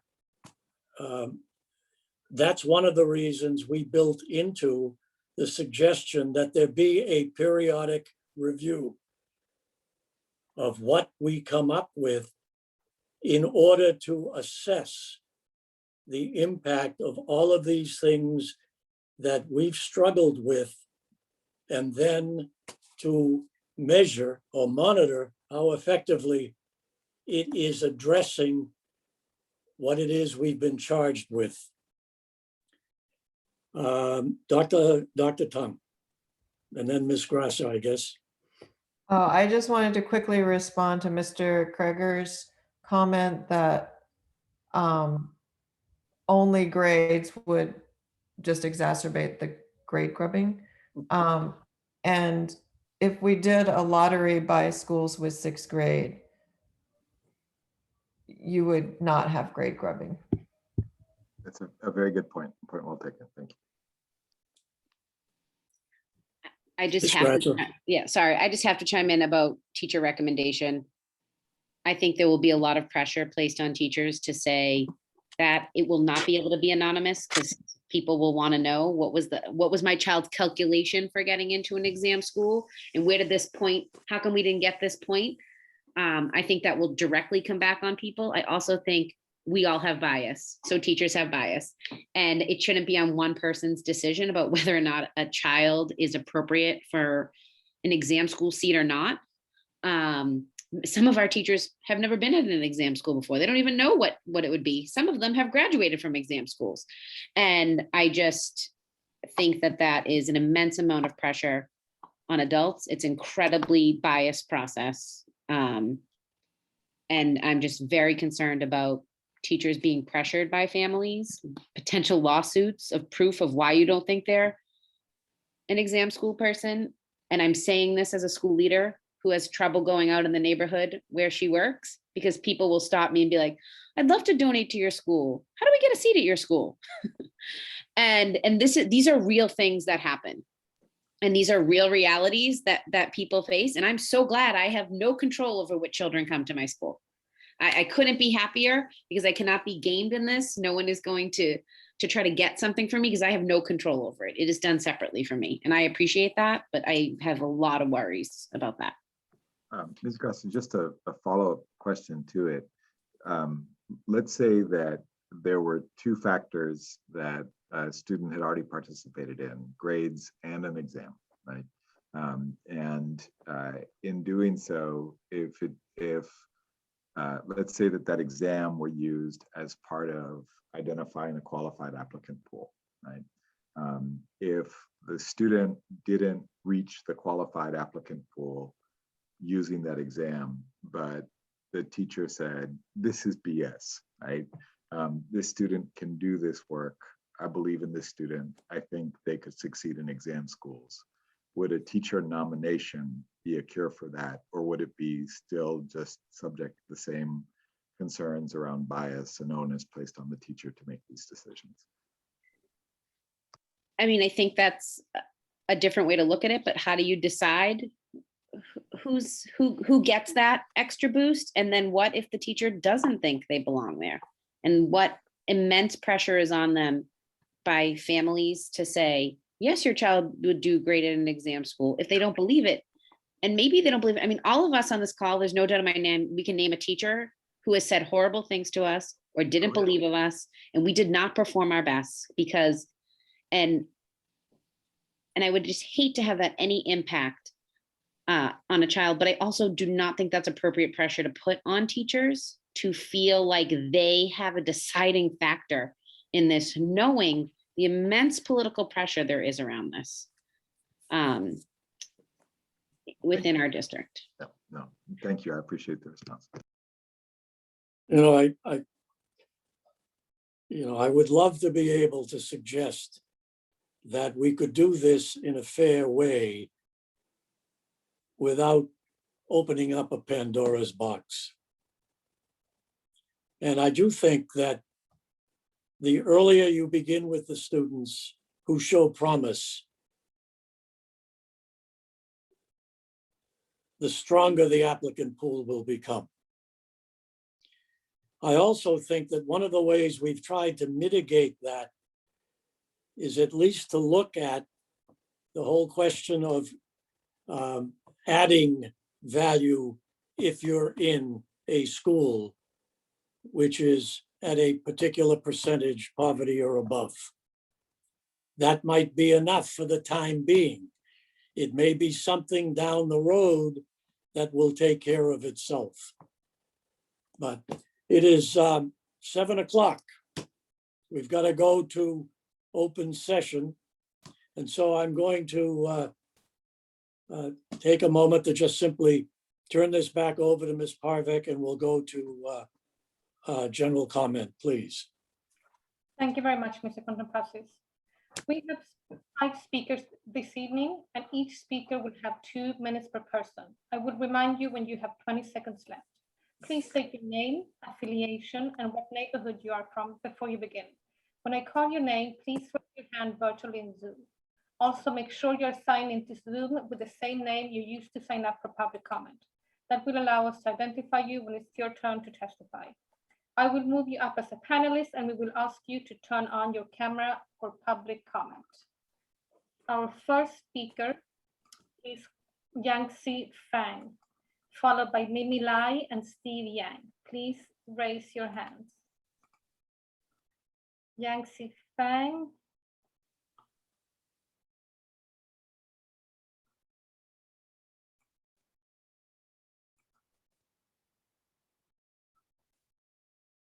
Please unmute yourself.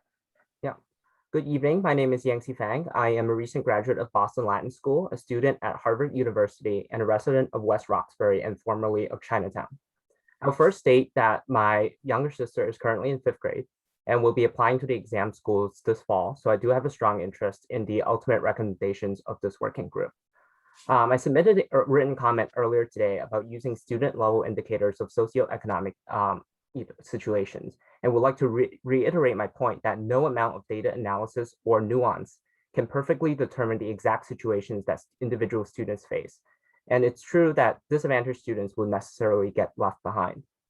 I would like to respond directly to some of the concerns that were brought up about the practical implementation. Up until a few years ago, before the district switched to universal free school meals, BPUS was actively collecting information from state and federal agencies to determine whether students were eligible for free school lunch, primarily by considering whether a student or a student's family is enrolled in benefit programs such as Mass Health, SNAP, public housing, or Social Security benefits. I see no reason why a similar process cannot be used here in the exam school context. And for undocumented students who are obviously disadvantaged, BPS could find a creative solution or use an internal indicator, if there is any, to automatically grant them that disadvantaged status. I don't know if Ms. Hogan is still here, but she will likely be able to provide more context about how that worked in the past and whether this can be, how easily or how difficult it might be used in the exam school context.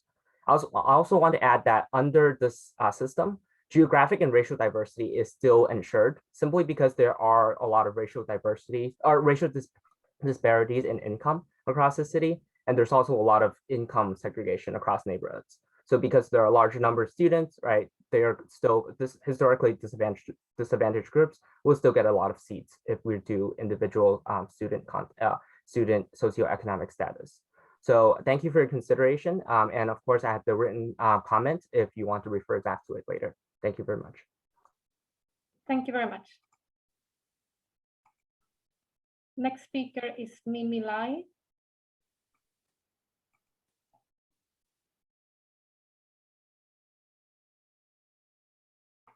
Mimi Lai, please turn on your camera and unmute yourself.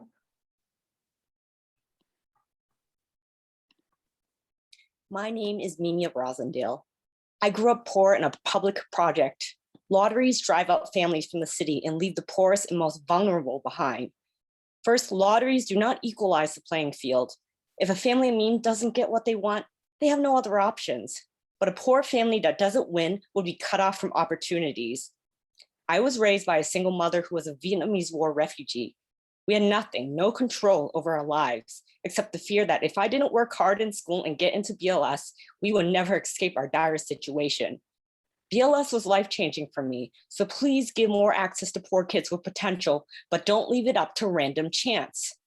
Second, lotteries are not equitable. The new home-based kindergarten lottery was created in the name of equity, but a 2018 Harvard study showed that its bureaucratic mechanisms in the behavior of families was actually increasing segregation for Black and Brown children.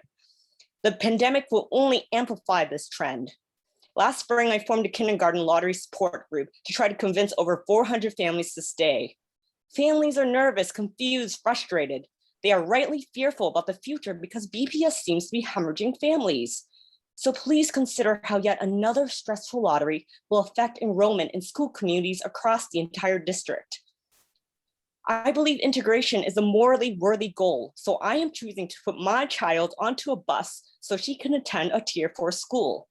I have 8 years to work with parents to help improve the schools, but if all the other parents flee because they no longer feel there are viable high school options, or they feel like no one will take their concerns seriously, it will be an uphill battle, and I too will give up and leave. And as a Boston-born BPS graduate, that just breaks my heart. Thank you. Thank you very much.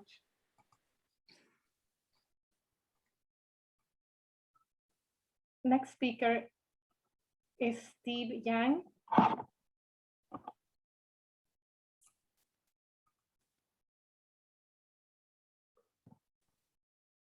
Steve Yang, please unmute yourself and turn on your camera.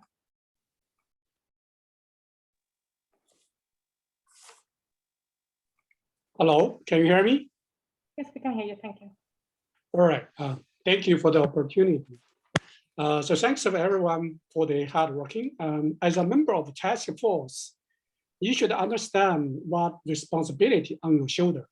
So please ask yourself 3 times how your admission policy will impact Boston negatively or positive. So I would like to point out first that Boston Exam School is a selective program by design. Otherwise, there's no point to have exam score out of Boston public school. Academic excellence should be the primary criteria. Also, other factors could be included as well. So if social economic status and the zip code become the dominant in exam score admission, or lottery is used to determine the seats, this will change the demographic composition. More and more middle-class family with school-age children will move out of Boston. Eventually, majority of students in the exam school will come from low-income families, African American and Latino. Boston exam school will eventually average to ordinary Boston public school. Eventually, there's no need to say that the Boston exam school anymore.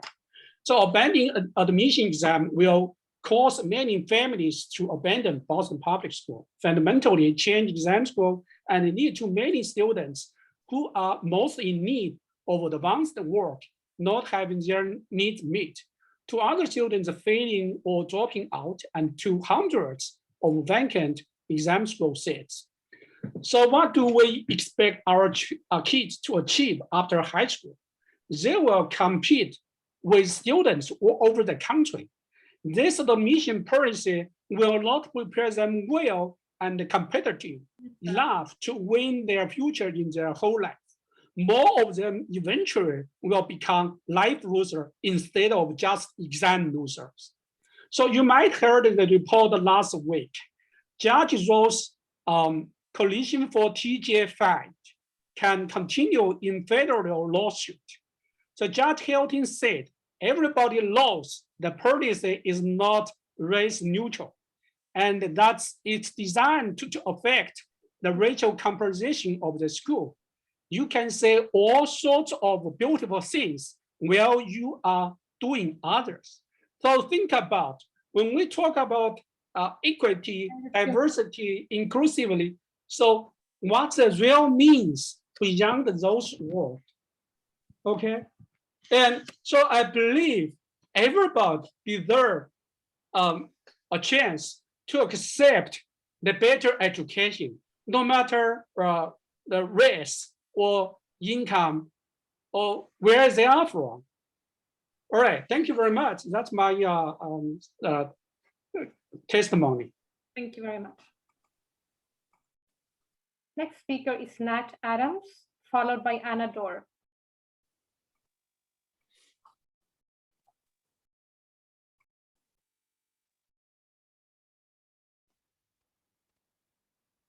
Oh, hi, thanks for taking my comment. It's actually more of a question, and I think it bears on a lot of tonight's discussion around how you sort of set the qualifications, I guess, for students who would be able to attend the exam schools. I know in the zip code policy, seats were allocated to each zip code based on the number of, or the proportion, I guess, of school-age children living there. And under the Chicago style modeling that was presented at the last meeting, the tiers were created sort of by equalizing, again, based on either the proportion of school or the number of school-age children or the number of 5th through 8th graders. And I was just wondering if the task force has given any thought to, rather than using those populations, instead, sort of if you're doing a Chicago model, equalize based on the number of students who meet the qualifications, so that rather than factoring in, 1st, 2nd, 3rd graders and 10th, 11th, 12th graders who aren't really part of the applicant pool, if you would instead look at what would happen if you only look at the students who are sort of relevant to the admissions decision. So I know you're not doing sort of back and forth with constituents, but it would be great if someone could address that at some point. Thank you. Thank you. Next speaker is Anna Dorr.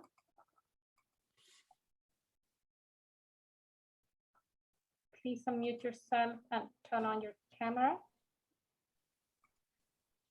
Hi, my name is Anna Dorr. I'm a BPS parent in West Roxbury. You've heard from me before in support of using a lottery as part of admissions process. And I want to speak to you tonight in response to some task force members' concern about community buy-in for a lottery process.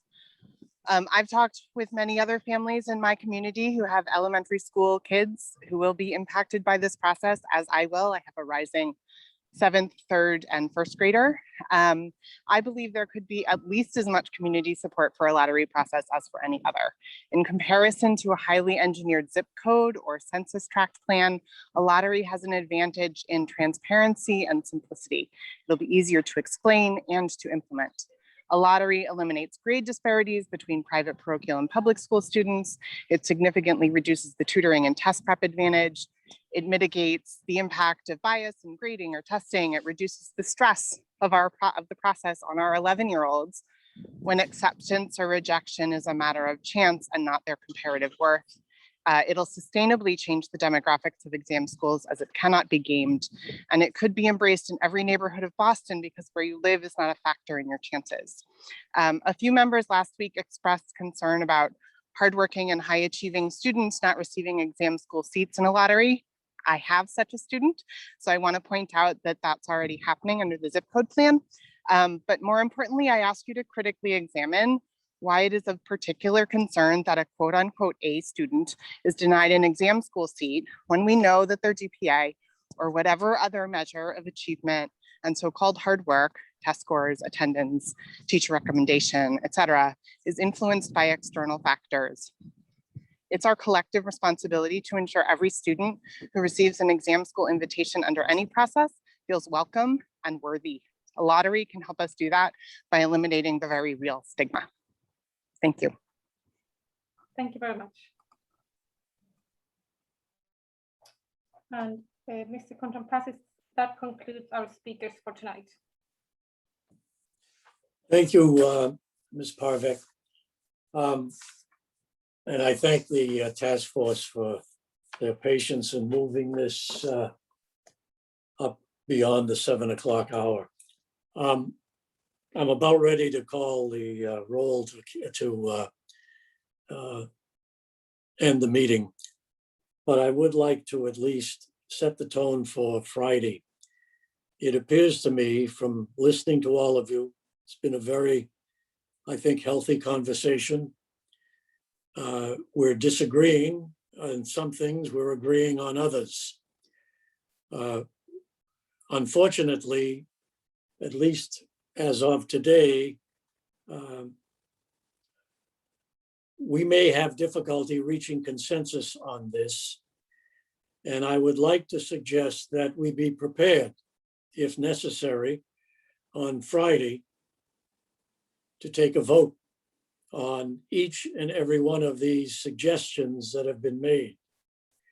I think we still have an assessment issue. We have the grade issue. We have the 2080 issue. We also have the issue around adding points for schools that have been designated high poverty. I believe the rest of those recommendations are not going to reach any kind of conflict, but I do think these are very difficult issues. I think we've heard the pros and cons. And if it does come down to a vote, so be it. But I would like to at least focus the task force into thinking around how we can at least reach a point where we can live with the outcome. I didn't suggest a great deal around where I stood on this. I think most of you know that I'm in favor of the 2080. I'm in favor of the 20 being citywide. And the reason for that is obviously we have young people out there who have literally worked very hard and should be given some opportunity here. I still think we have been successful with what we have accomplished with the interim process, with the exception of not addressing some of the concerns that were raised around the zip codes, and we've discussed those at length. I thought the tier system was something that addressed some of that.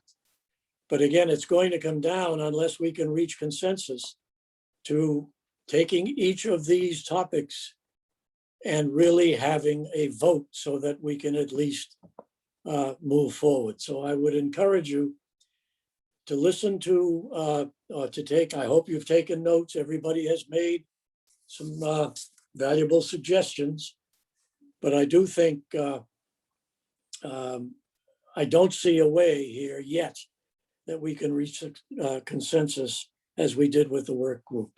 So with that, Dr. Tung, you have your hand up? Yeah, I just wanted to add to your, I think you named 4 or 5 things, but also the lottery and the 6th grade schools were 2 other things that we. Sure. Any other comments or questions? Ms. Parvex, please raise the call. I'm about, if I can find the sheet, bear with me, guys. I would entertain a motion to adjourn the meeting. May I have a motion, please? So moved. A second? Second. Is there any objection to concluding the meeting? Ms. Parvex, please call the roll. Thank you, Mr. Kundapassis. Mr. Acevedo? Ms. Aguirre? Mr. Chernow? Here. Mr. Kreger? Yes. Ms. Grassa? Yes. Ms. Lam? Yes. Ms. Nagasawa? Yes. Ms. Garrett? Yes. Dr. Tang? Yes.